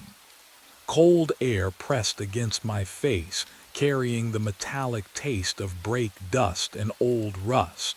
My boots stood rooted to cracked tile. I was here, just here, not fragmented across platforms or looping through memories. Solid, present. The phone buzzed in my right pocket. I froze. My hand had been empty seconds ago, minutes ago. I couldn't remember picking it up. I never picked it up. The weight pressed against my thigh anyway, vibrating in steady pulses. Ring, ring, ring. Through the tunnel ahead, a distant rumble grew louder. The 6:23 Express. I felt it through the soles of my feet, that familiar tremor climbing up my legs, rattling my spine. Rachel's voice exploded from my radio. "Vincent, debris on 7. Clear it now or we delay the whole goddamn morning rush," Static crackled. Her words distorted, repeated. "Clear it now, clear it now." The debris sat 15 feet ahead. Metal brackets, coiled wire, the same pile I'd seen for. How many loops? How many times had I walked toward it, bent down, cleared it away? But I didn't know which choice would break the cycle. The train's headlight appeared in the tunnel mouth, a white eye growing brighter. The rails began to sing, that high-pitched metal whine building toward 6:23. 1 minute, 60 seconds. 3 paths stretched before me like branches splitting. I could board the train, throw myself into its path or through its doors, force something different.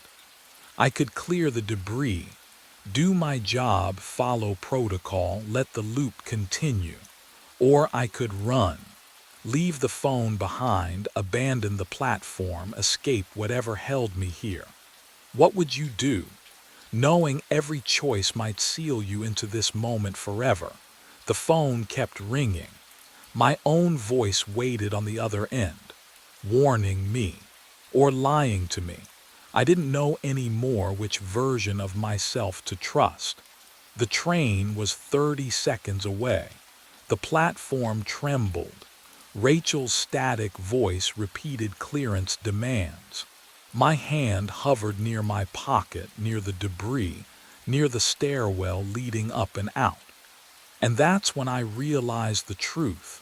Whatever choice I made at 6:23 had already been made, was always being made, would never stop being made.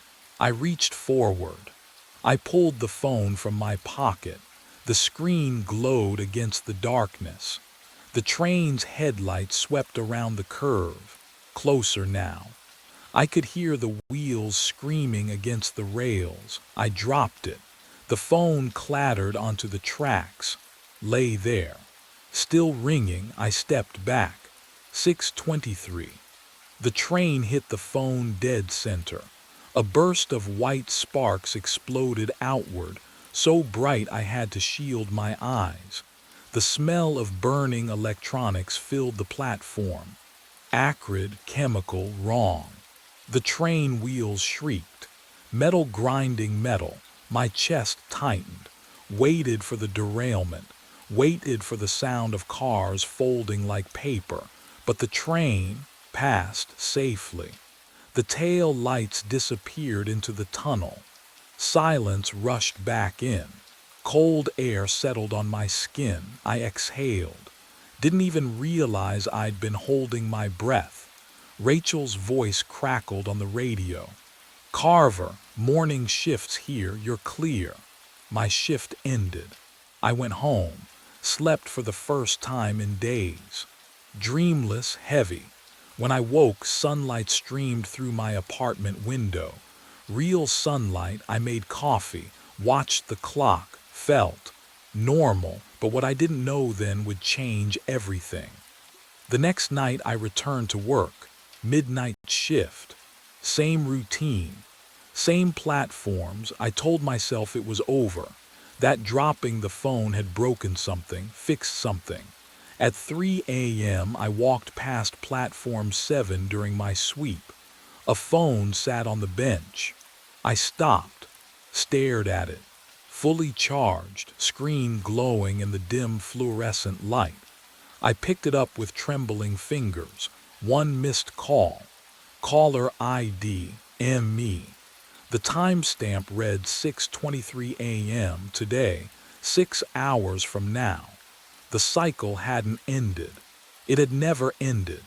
What would you do, knowing every choice leads back here? Knowing you'll stand on this platform forever, holding this phone, watching that train approach. I pressed the phone to my ear. It was already ringing.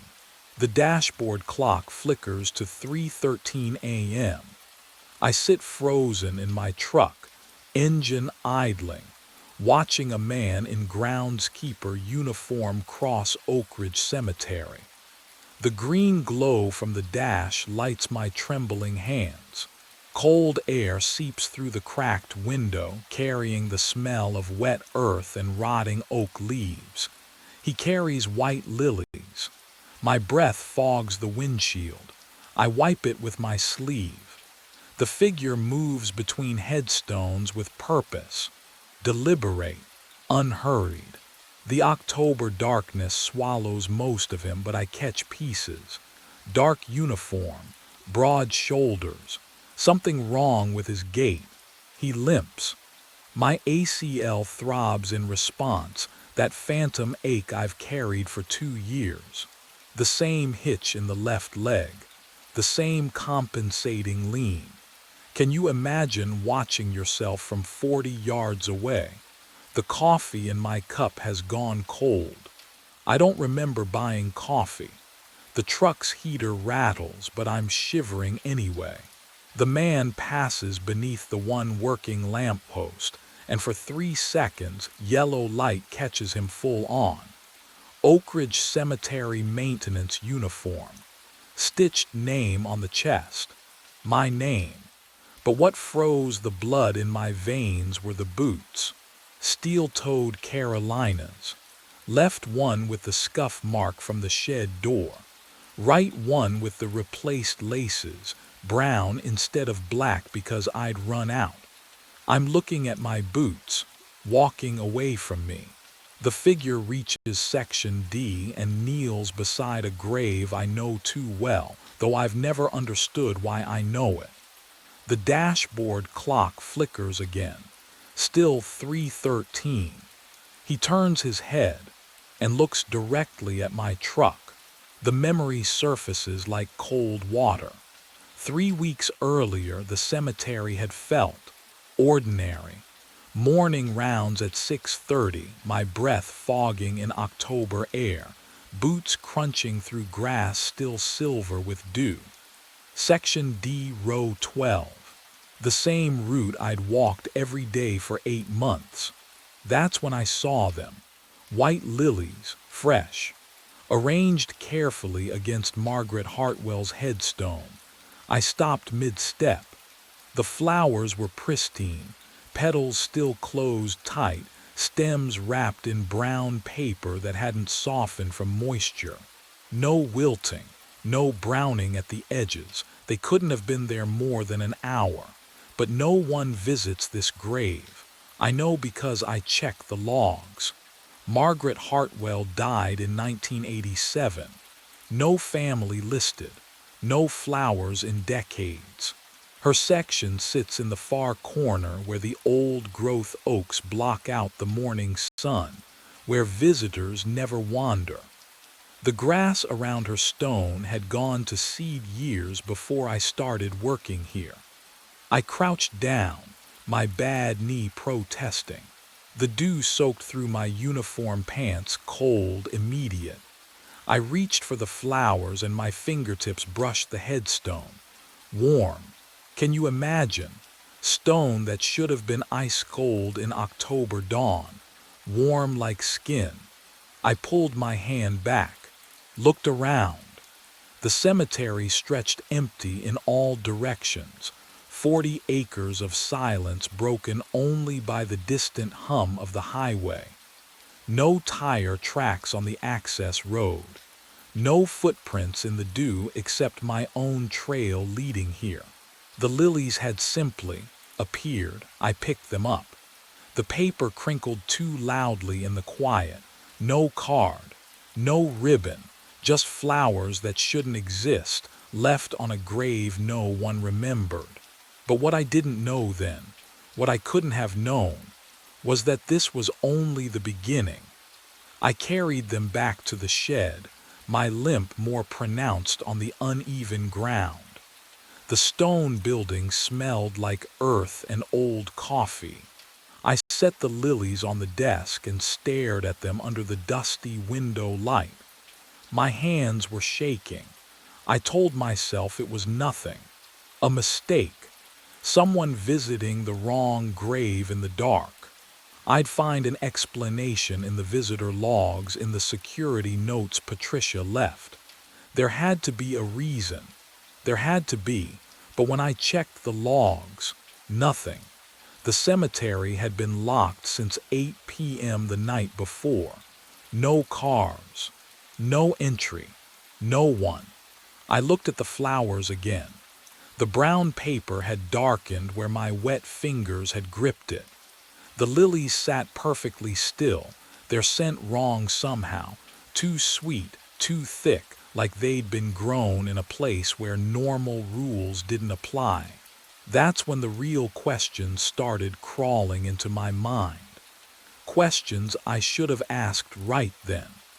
Questions that might have changed everything if I'd been braver, smarter, more willing to see what was already right in front of me.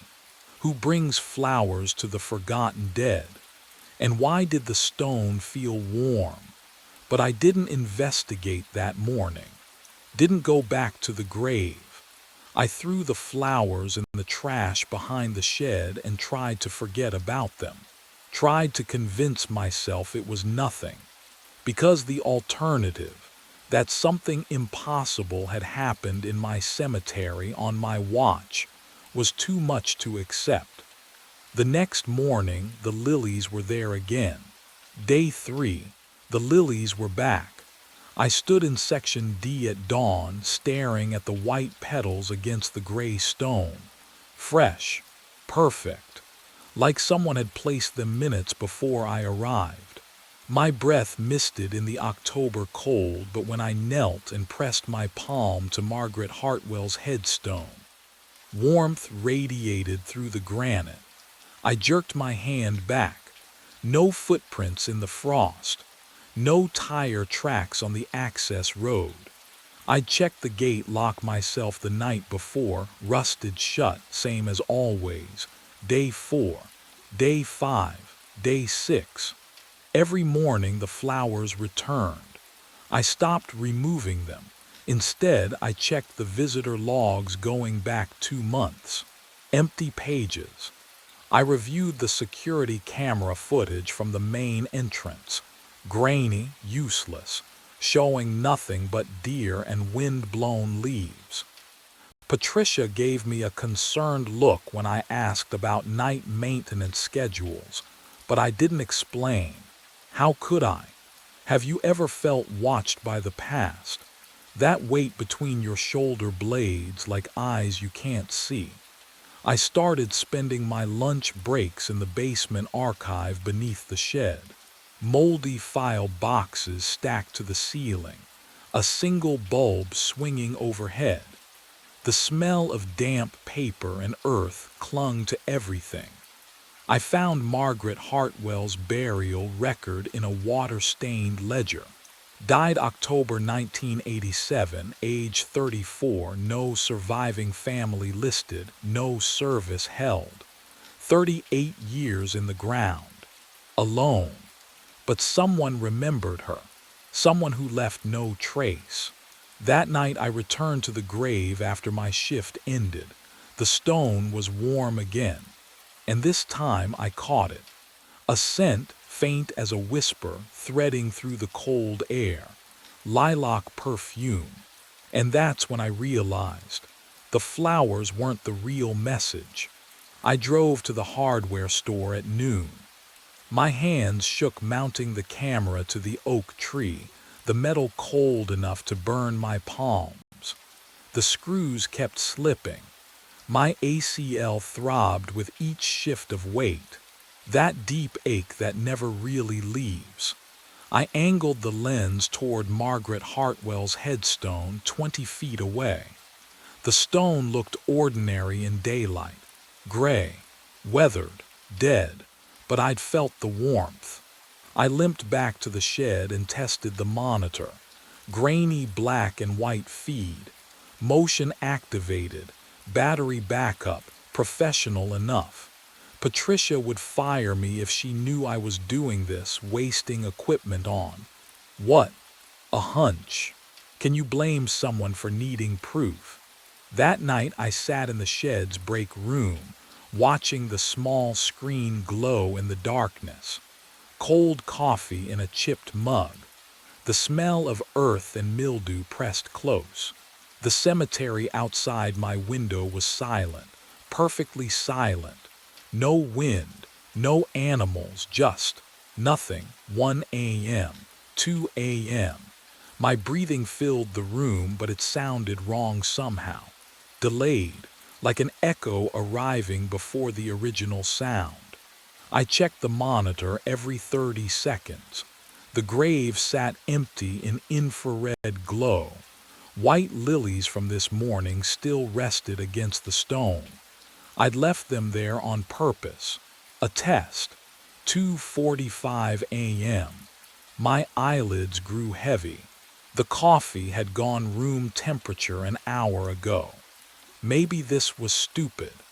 Maybe I was losing it, sitting here in the dark, watching a dead woman's grave like some kind of. But what I didn't know yet was that the camera had already been watching me. 3:14 a.m. Movement detected. The monitor chimed. I lurched forward, knocking the mug to the floor. On screen, a figure crossed the frame, walking toward the grave, limping, wearing my uniform. I hit rewind. The footage jerked backward, the figure retreating from the grave in stuttered steps. My finger trembled on the mouse. Play again. 3:14 a.m. The man appeared at the edge of the frame, limping. That same hitch in his right leg I'd carried since the ACL tear. The one that made me drag my boot through mud. He walked closer, closer. I paused the feed, zoomed in. The uniform was mine, dark green, frayed at the collar. But that wasn't. I leaned into the monitor until my nose nearly touched the screen. There, stitched above the chest pocket. Miller, my name. Have you ever seen your own face where it shouldn't be? Not a reflection. Not a photograph you forgot taking. Something else. Something wrong. I zoomed further. The pixels fractured into gray squares, but the features held. My jawline, my receding hairline, the scar through my left eyebrow from a childhood fall. My hands were slick, cold. I wiped them on my jeans and clicked forward frame by frame. The figure bent, placed white lilies on the stone, then stood, motionless. The timestamp crawled forward. 8 minutes. He never moved. Just stared down at Margaret Hartwell's grave like he was waiting for permission to leave. But the worst detail was still hidden in the footage. I scrubbed to the end. 3:22 a.m. The figure turned and limped back toward the shed, toward the camera. His face filled the frame for one perfect second before the motion sensor timed out. It wasn't just similar, it was identical. The coffee I'd been nursing all night surged up my throat. I lunged for the trash can, gripping the cold metal rim as bile splashed against crumpled receipts. The smell mixed with stale grounds. My stomach convulsed again and again.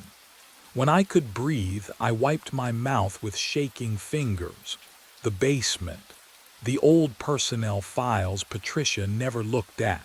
If someone was doing this, if this was some sick joke, what I found in those files would make this look merciful. The basement stairs creaked beneath my boots. Each step down felt like descending into cold water, the temperature dropping with every footfall. The single hanging bulb at the bottom swayed slightly, though I hadn't touched it yet. The smell hit me first. Mold and old paper and something underneath, something sweet and wrong. I pulled the chain. Yellow light spilled across concrete walls lined with metal filing cabinets, their surfaces filmed with decades of dust. Personnel records, 1920s through present day. My hands shook as I pulled open drawer after drawer. The folders were organized by decade, their manila edges soft with age and moisture. 1950s, 1960s, 1970s, 1980s. I flipped through names I didn't recognize, faces faded to sepia ghosts in stapled photographs. Henderson, Kowalski, Marino. My fingers stopped. Aldridge Thomas. The folder felt heavier than it should. I carried it to the rickety card table beneath the bulb and opened it with hands that no longer felt like mine. Employment date, March 4th, 1986. Date of termination, October 19th, 1987. Reason for termination. The words blurred, I blinked. Read them again, deceased, found on premises, my throat closed. I turned the page, incident report, police notation. The handwriting was tight, efficient, bureaucratic. Body discovered 0300 hours by night patrol officer. Location, Section D, Row 12. Margaret Hartwell gravesite. Time of death estimated, 03:14 a.m. No signs of foul play. Cause of death, cardiac arrest. No next of kin notified. 03:14. The numbers burned. I couldn't breathe, couldn't think. My vision tunneled to the final page clipped inside the folder. Personnel photograph, required for all employees. I lifted it with trembling fingers. The face staring back at me was mine. Same receding hairline, same scar above the left eyebrow, same exhausted eyes. But the date stamp in the corner read April 7th, 1986. And in the margin, someone had written in faded blue ink. He said he'd been here before. I blinked, and the day was gone. My truck sat parked in Section B, engine cold. The sun hung low and orange through skeletal oaks. I was holding my rake, but the pile of leaves at my feet looked hours old, dry and crackling. My ACL throbbed like I'd been walking for miles. I couldn't remember anything after lunch. Panic crawled up my throat. Can you imagine losing 6 hours of your life? Not sleeping through them, not forgetting them, just gone.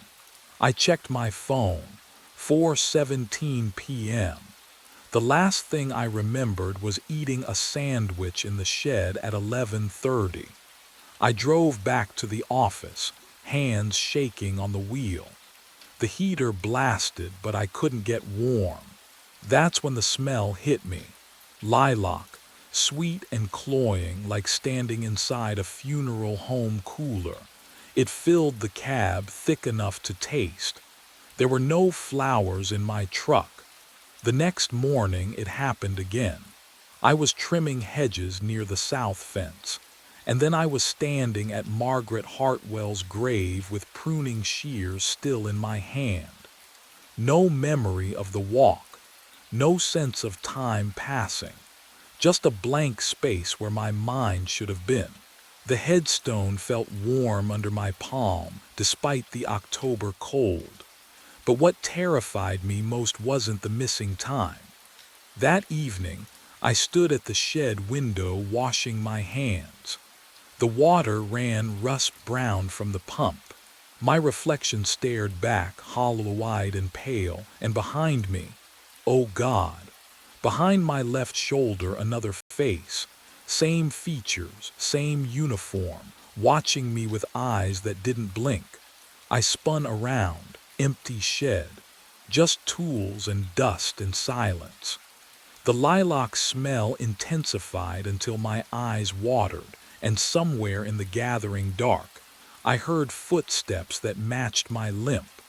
One heavy, one light, one heavy, one light, walking toward me through rows of graves I couldn't see. I spread the files across the shed floor. Thomas Aldridge's personnel record, my own, side by side in the dust. The dates matched, not similar, identical. Thomas tore his ACL in April 1986. Spring maintenance accident, mower rolled on uneven ground. I tore mine April 2023. Same month. Same equipment failure. Same everything. My hands shook as I flipped through his medical leave forms. The paper felt cold. Wrong. 8 weeks recovery for both of us. 8 weeks before we returned to work, limping changed. Thomas's wife filed for divorce in June 1986. Linda filed against me June 2023. I traced the words with my finger. The complaints were nearly identical. Emotional distance, refusal to communicate, a husband who'd become a stranger. The lilac smell thickened in my throat. I grabbed my own hiring date. October 1st, 2023. Thomas's hiring date. October 1st, 1986. Exactly 37 years apart. Can you imagine discovering you're not living your own life? That every choice you thought you made, someone made before you. My breath came in short gasps. The shed walls pressed closer. I counted backwards from the dates. Thomas died November 4th, 1987. 1 year and 34 days after he started, I pulled out my phone. The screen glowed harsh in the darkness. November 3rd, 2024. Tomorrow, 1 year. 34 days. The pattern was perfect. Every injury, every loss, every lonely night in this cemetery. I wasn't replacing Thomas Aldridge. I was him, living his life again, step by step, moment by moment. Trapped in a loop I couldn't see until now. But the worst realization was still coming. I stumbled outside. The night air did nothing to clear my head. My boots, the same boots Thomas wore in that photo, crunched on gravel as I walked without thinking. My body knew where to go. Margaret Hartwell's grave. The headstone gleamed under moonlight. I dropped to my knees, pressed my palm against the marble. Warm, always warm. The heat crawled up my arm like something alive. "Why?" I whispered. The lilac scent wrapped around me, suffocating, sweet. I tried to stand, to walk away. My legs wouldn't move. Not yet, not paralyzed, just waiting, like they knew something I didn't, like they'd done this before and would do it again. I thought about the footage, the figure at 3:14 a.m. Same limp, same face. That was me tomorrow night, or tonight. Time didn't work right here anymore. The compulsion started as a whisper in my skull. You have to come back. I shook my head, fought it. My ACL throbbed with phantom pain. You have to bring the flowers. No. The word barely escaped my lips. The whisper became a command, undeniable, absolute. Tonight, 3:14 a.m., you will walk to this grave. I wanted to run, to drive away and never return, to call Patricia, call Linda, call anyone who might pull me out of this nightmare. But my truck keys felt heavy in my pocket, too heavy to lift. My limbs belonged to something else now, something that had been guiding me for months, positioning me, preparing me. The loop was closing, and I couldn't fight what was already written. Because tomorrow night, no, tonight, in just a few hours, I would become the figure on that camera. I would bring the lilies. I would stand at this grave for exactly 8 minutes. And what happened after those 8 minutes? That was the part Thomas's file didn't say. My legs carry me forward without permission. Left foot, right foot. The limp I know by heart, playing out like muscle memory that belongs to someone else. White lilies press cold against my palm. I didn't buy them. Can't remember picking them up, but here they are, real as the gravel crunching beneath my boots. The October air tastes metallic. Wrong. 3:13 a.m. I checked my truck's dashboard before my body pulled me out. But that clock runs 8 minutes fast, always has, which means, oh, I'm late. Section D spreads before me in shadow. The oaks overhead don't move. No wind, just silence thick enough to choke on. My ACL throbs with each step, but I can't stop. Won't stop. Something else steers now. Then I see him, standing at Margaret Hartwell's grave. Same uniform, same posture, same my breath catches. He turns. It's my face staring back at me. Every line, every scar from the divorce I don't talk about. The exhaustion I see each morning in the shed's dusty mirror. All of it, reflected in a man who shouldn't exist. We stand 3 feet apart. The smell of lilac rises between us, cloying and sweet, though no flowers bloom in October. It coats my throat, makes me want to gag. His lips move. My voice comes out. You are 8 minutes late. The words land like a punch. I try to speak. Can't, my tongue won't obey. He steps closer. Close enough I can see he doesn't blink, doesn't breathe. You know what happens now, he says, still my voice. Still that calm, dead tone, and the terrible thing is, I do. But what he whispered next made me understand why Thomas Aldridge never left this place. I step forward, and Thomas steps back. No, not back. Into. The lilies fall from my hand. The smell of lilac erupts around us, suffocating, sweet as rot. His cold fingers brush mine, my own fingers, and the touch burns like frostbite.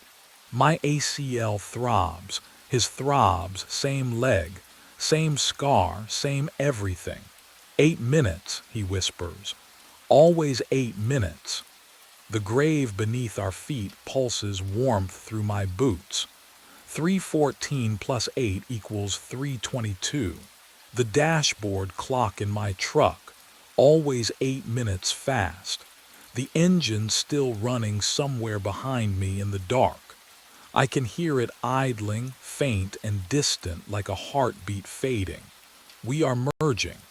Can you imagine what that feels like? His memories pour into mine, standing at this grave in 1987, finding flowers he didn't leave, installing his own camera, discovering his own face in files.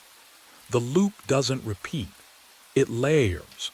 Thomas never left because I am Thomas, and someone before him, and someone before that. But what happened at 3:22 was worse than I'd imagined. The warmth from the stone spreads up through my legs into my chest. My vision blurs. Thomas's face, my face, fades like fog burning off at sunrise. I try to scream. No sound comes. The cemetery swallows me whole. Dawn breaks cold and gray. The new groundskeeper parks his truck near Section D, coffee steaming in his hand. He limps slightly, bad knee from years ago, as he begins his first morning rounds at Oak Ridge. Margaret Hartwell's grave wears fresh white lilies. No footprints in the frost. In the shed, he'll find personnel files later. 2 photographs paper-clipped inside. Thomas Aldridge, 1987. Ethan Miller, last week. Identical faces staring back. Both gone at 3:22 a.m. The waveform breathes when the booth is empty. I stand with my forehead pressed against the cold glass of booth C, watching the laptop screen glow in the darkness. 3 a.m. The peaks and valleys rise and fall in steady rhythm. Inhale, exhale, inhale. But there is no one inside. No microphone. No equipment running. Just that laptop sitting open on the floor, recording something I cannot see. My hand trembles as I press my palm flat against the glass. The waveform spikes, sharp, immediate, like something exhaled hard against the other side. I jerk back. The smell hits me then, wet copper like pennies left in rain. The booth should smell like foam and plastic. It always smells like foam and plastic. But tonight it smells like old blood and condensation. Can you imagine standing there, knowing the door is locked from the inside? Knowing you are alone in a windowless studio at 3 in the morning and something is breathing where nothing should breathe. I check the door again. Locked. The bolt is thrown from within the booth. I watched the handle turn on its own 20 minutes ago. Watched it slide into place with a soft click that echoed through the empty mixing room. My throat tightens. I have been a sound engineer for 10 years. I know waveforms. I know silence. I know the difference between ambient noise and this.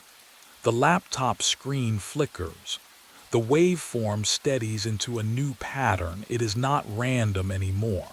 It is forming peaks at exact intervals, deliberate, controlled. And then I see it.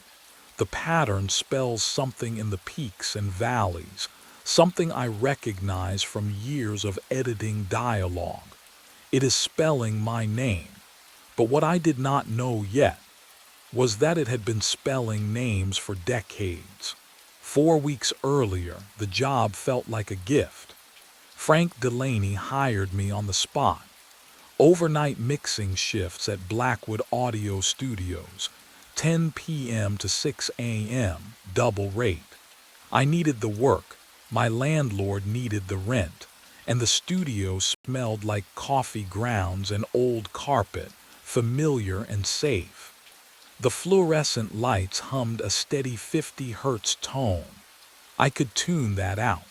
My first night I loaded a folk track into Pro Tools. Acoustic guitar, breathy female vocals, clean session. I adjusted the compression, added reverb, let the faders settle where they belonged. At 3 minutes and 33 seconds in, I heard it. A whisper, underneath the vocal line. Faint, almost not there. But I'd been mixing for 12 years. I knew every frequency, every harmonic. This didn't belong. I isolated the vocal track, played it back. Nothing. I checked the raw file. Silence where the whisper had been. But when I rendered the full mix again, there it was. A voice beneath the singer's breath, threading through the low mids like smoke. What it said made my hands go still on the faders. Alex. My name. Can you imagine hearing your own name in a file you didn't record? I replayed it 6 times, headphones pressed tight against my ears until the foam made them sweat. Same result. Same timestamp.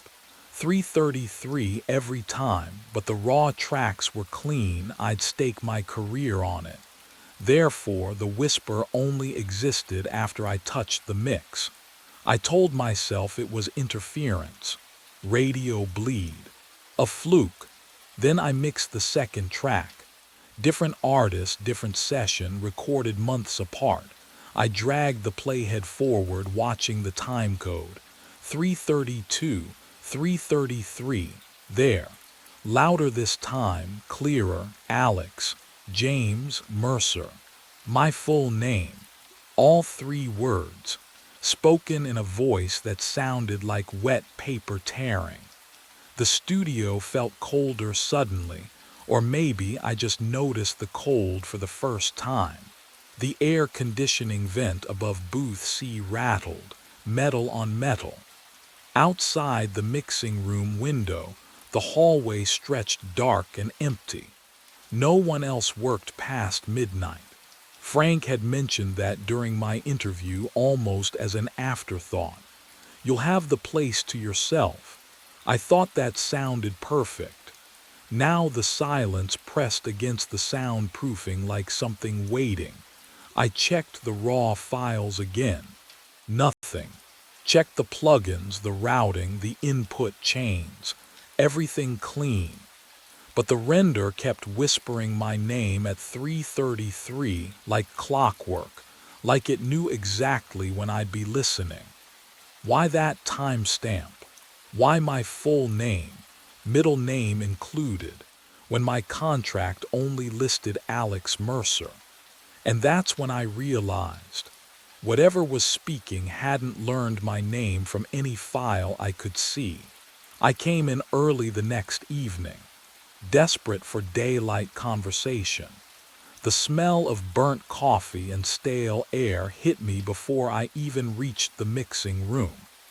2 engineers hunched over a tracking session, laughing at something on a phone screen. Hey, question, my voice sounded hoarse. You guys ever hear anomalies in the mixes? The taller one, Jason, I think, glanced up, barely interested. Like what? Hum, check your ground loops. No, not hum, like whispers. At specific timestamps. They exchanged a look. The kind of look that made my stomach tighten. Dude, you're working overnights. Jason grinned. You know how that messes with your head. Get some sleep. The other engineer already had his headphones back on. I tried Frank next. Found him in his office, door half open, sorting invoices under flickering fluorescent light. The hum was louder in there, constant, almost vibrating through my teeth. Frank, I need to ask you something. He didn't look up. Make it quick. I'm hearing interference, voice artifacts in every mix. Always at 3 minutes 33 seconds. His pen stopped, just for a second. Then he resumed writing. Electrical interference, he said flatly. Old building, I'll call someone. But it says I'll call someone Alex. The way he said my name made my skin crawl. Have you ever been dismissed so completely you wondered if you'd imagine the whole thing? I walked back through the hallway. Noticed the schedule pinned to the corkboard. Day shift. Evening shift. Then, Nothing. No names after 10 p.m. except mine. I was the only one here overnight. 10 p.m. to 6 a.m. Alone in this windowless maze. Just me and the humming lights and the stale air that never moved. But what I didn't know yet was why no one else would take the night shift anymore, and what they'd all heard before they refused. I needed proof I wasn't losing my mind.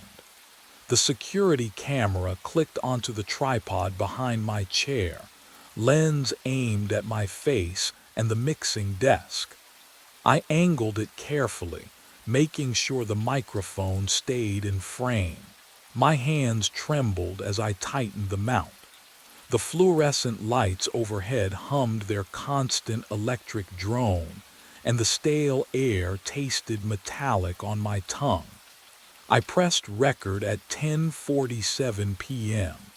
The mix session felt endless. Every minute crawled. I kept glancing at the camera's tiny red light, knowing it watched me, knowing I'd see the truth later. At 3 minutes 33 seconds into the track, I held my breath, listening for the whisper beneath the vocals. There it was, faint, cold, saying my full name, Alex James Mercer. I felt nothing. No urge to speak. No movement I wasn't controlling. But what the playback showed made my stomach drop through the floor. I watched myself on the laptop screen at 11:32 p.m.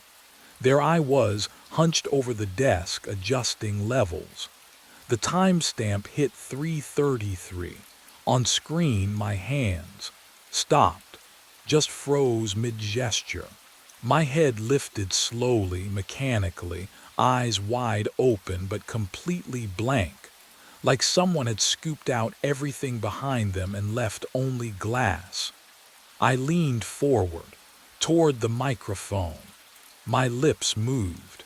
The audio captured it perfectly, a whisper in my own voice, cold and hollow. Alex James Mercer. Have you ever watched yourself do something you have zero memory of doing? It's like staring at a stranger wearing your face. My hands shook so badly I could barely pause the video.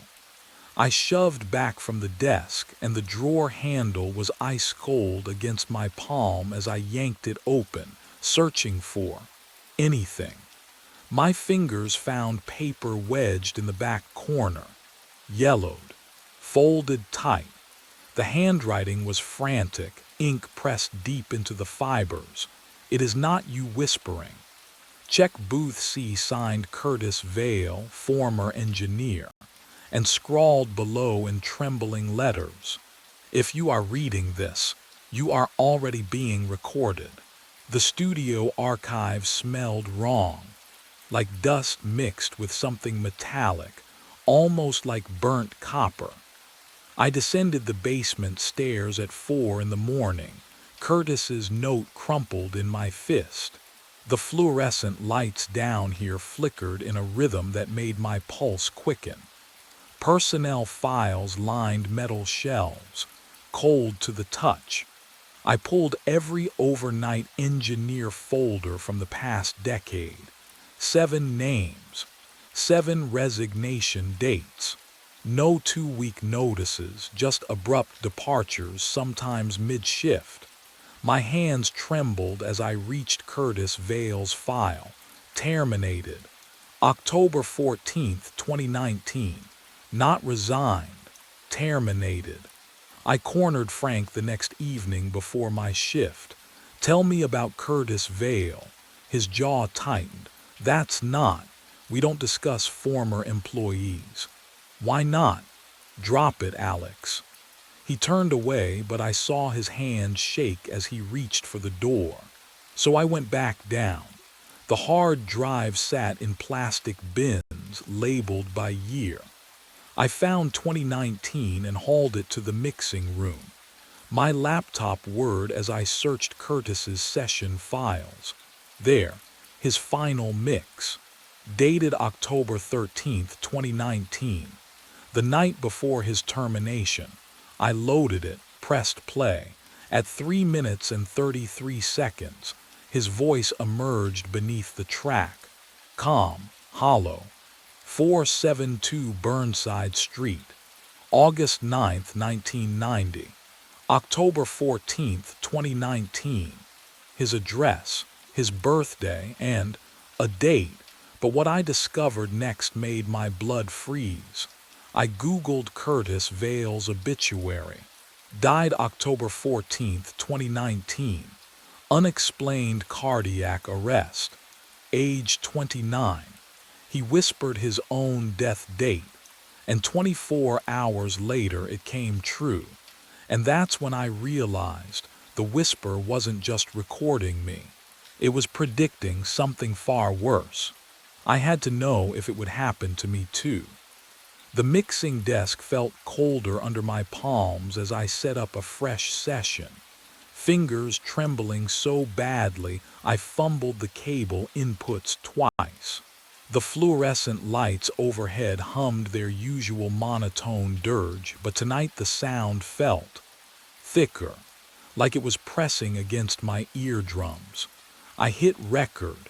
3 minutes, 33 seconds. That's all I had to wait.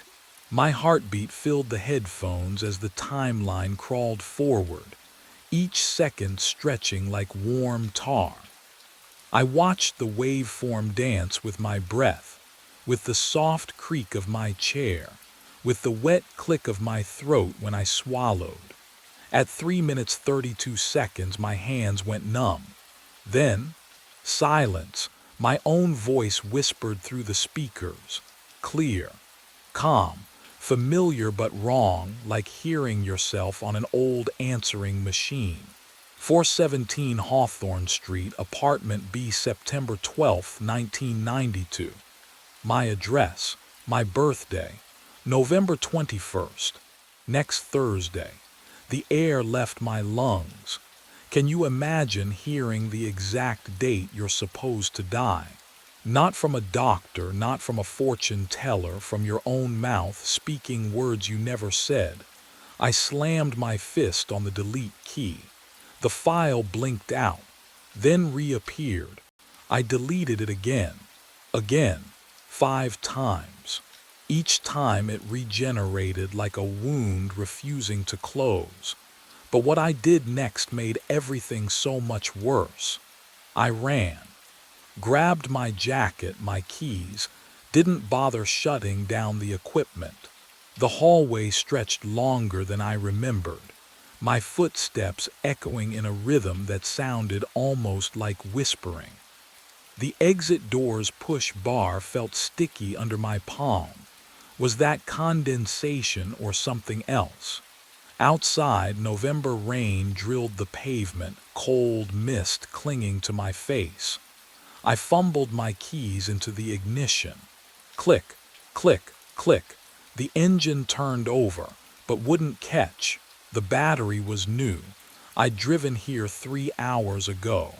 I tried again. Click, click, click. The studio lights behind me flickered once. Then the windows went dark, one by one, like eyes closing.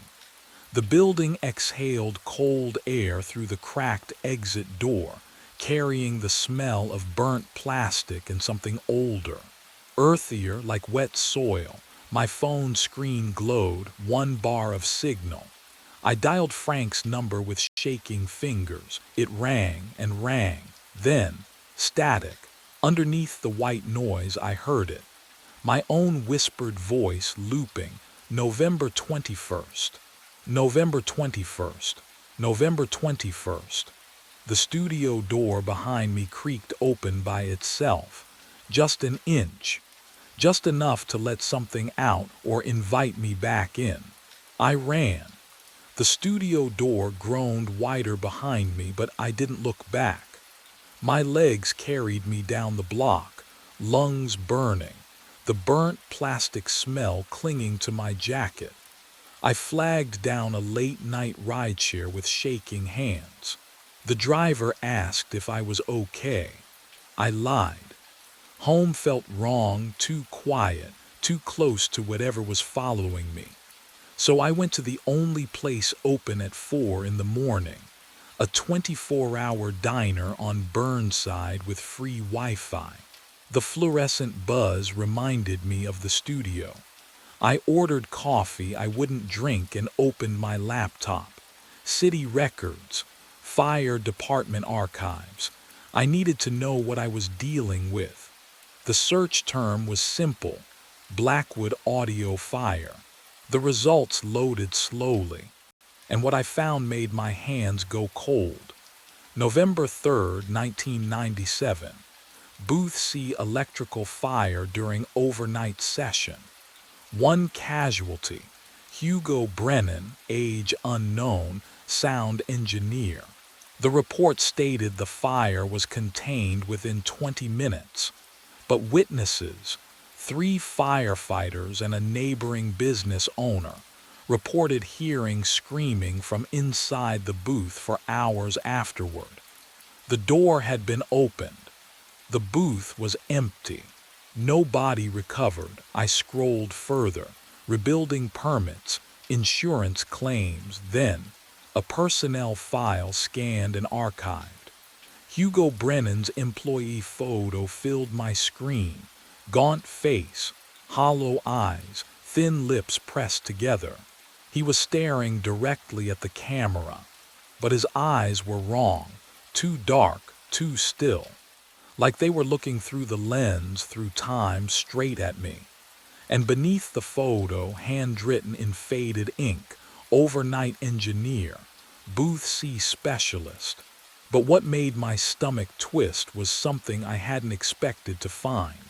The notation at the bottom of his file, stamped in red: audio logs preserved in perpetuity. That's when I realized Hugo hadn't just died in that fire. I drove back to Blackwood at 2 in the morning. The studio sat dark and empty, fluorescent lights humming their usual dirge. My hand trembled as I unlocked the front door.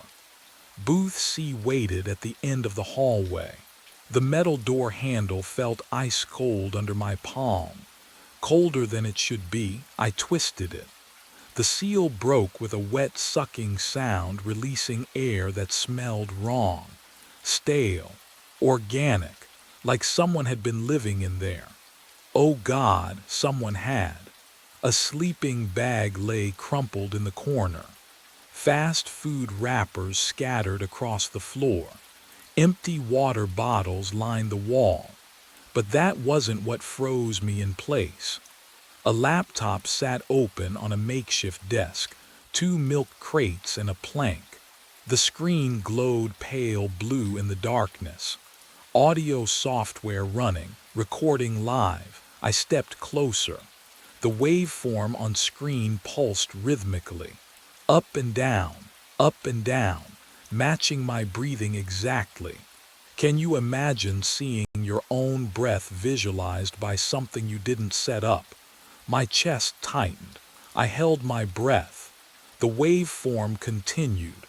Then I heard it, wet breathing, behind me. Close enough to feel against my neck, I spun around. Empty booth. Just me and the sleeping bag and the smell of old sweat.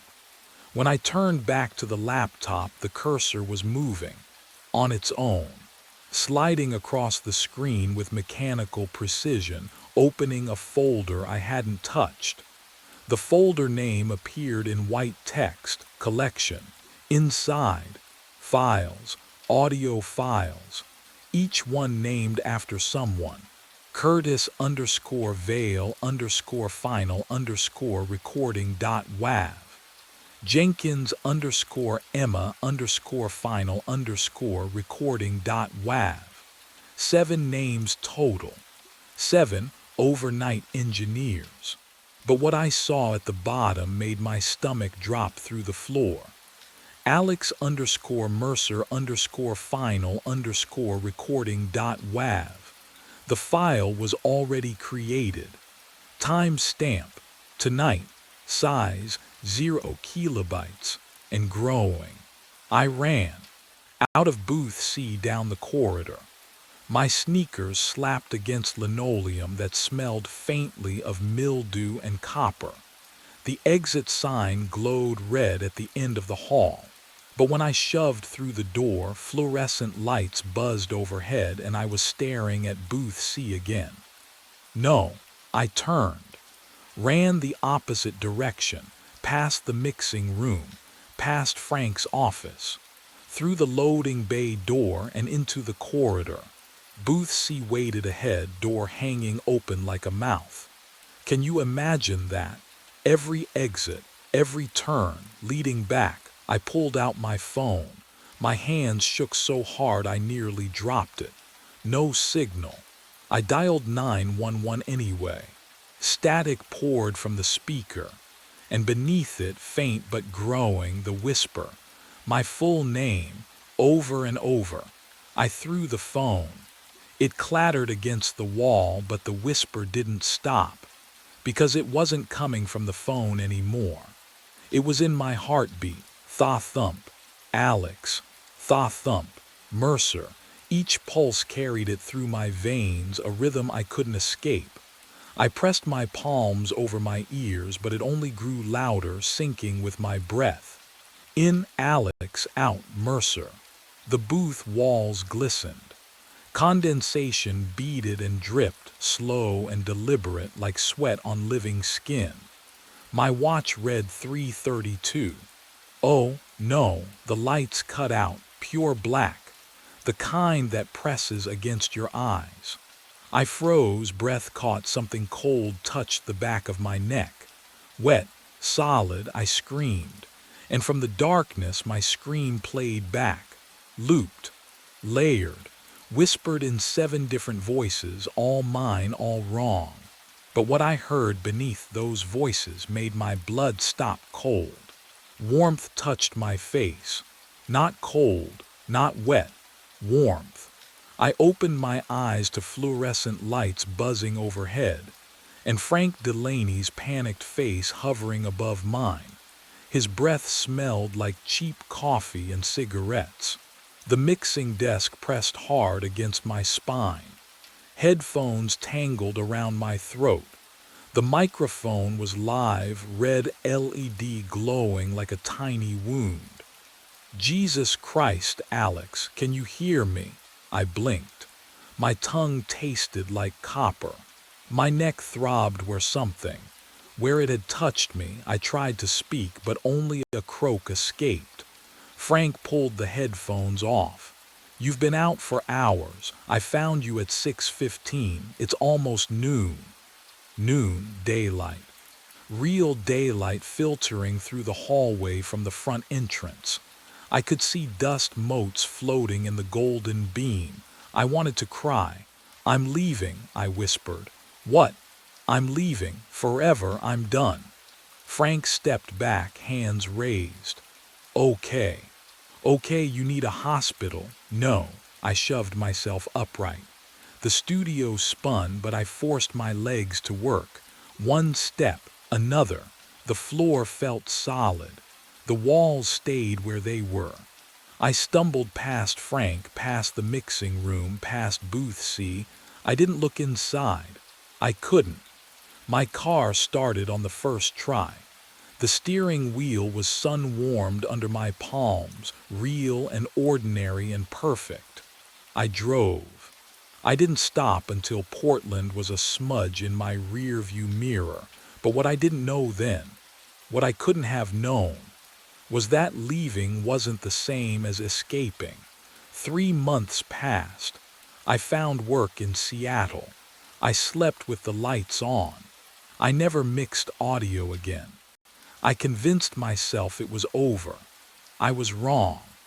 Because on a cold February night, a woman named Sarah Chen walked into Blackwood Audio Studios for her first overnight shift.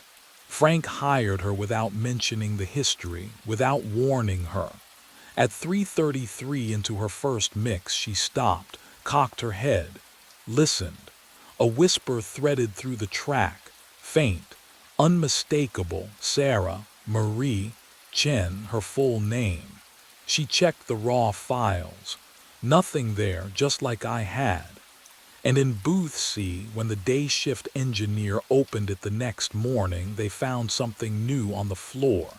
A sleeping bag, fresh food wrappers, the laptop still recording, cursor blinking. The folder labeled collection had grown. Curtis Vale, final recording. Hugo Brennan, archived. Michael Tors, archived. David Kim, archived. And there, second from the bottom, Alex_Mercer_final_recording.wav. The file was 4 hours and 37 minutes long. Sarah would discover it in 2 weeks. She would listen. She would hear my voice whispering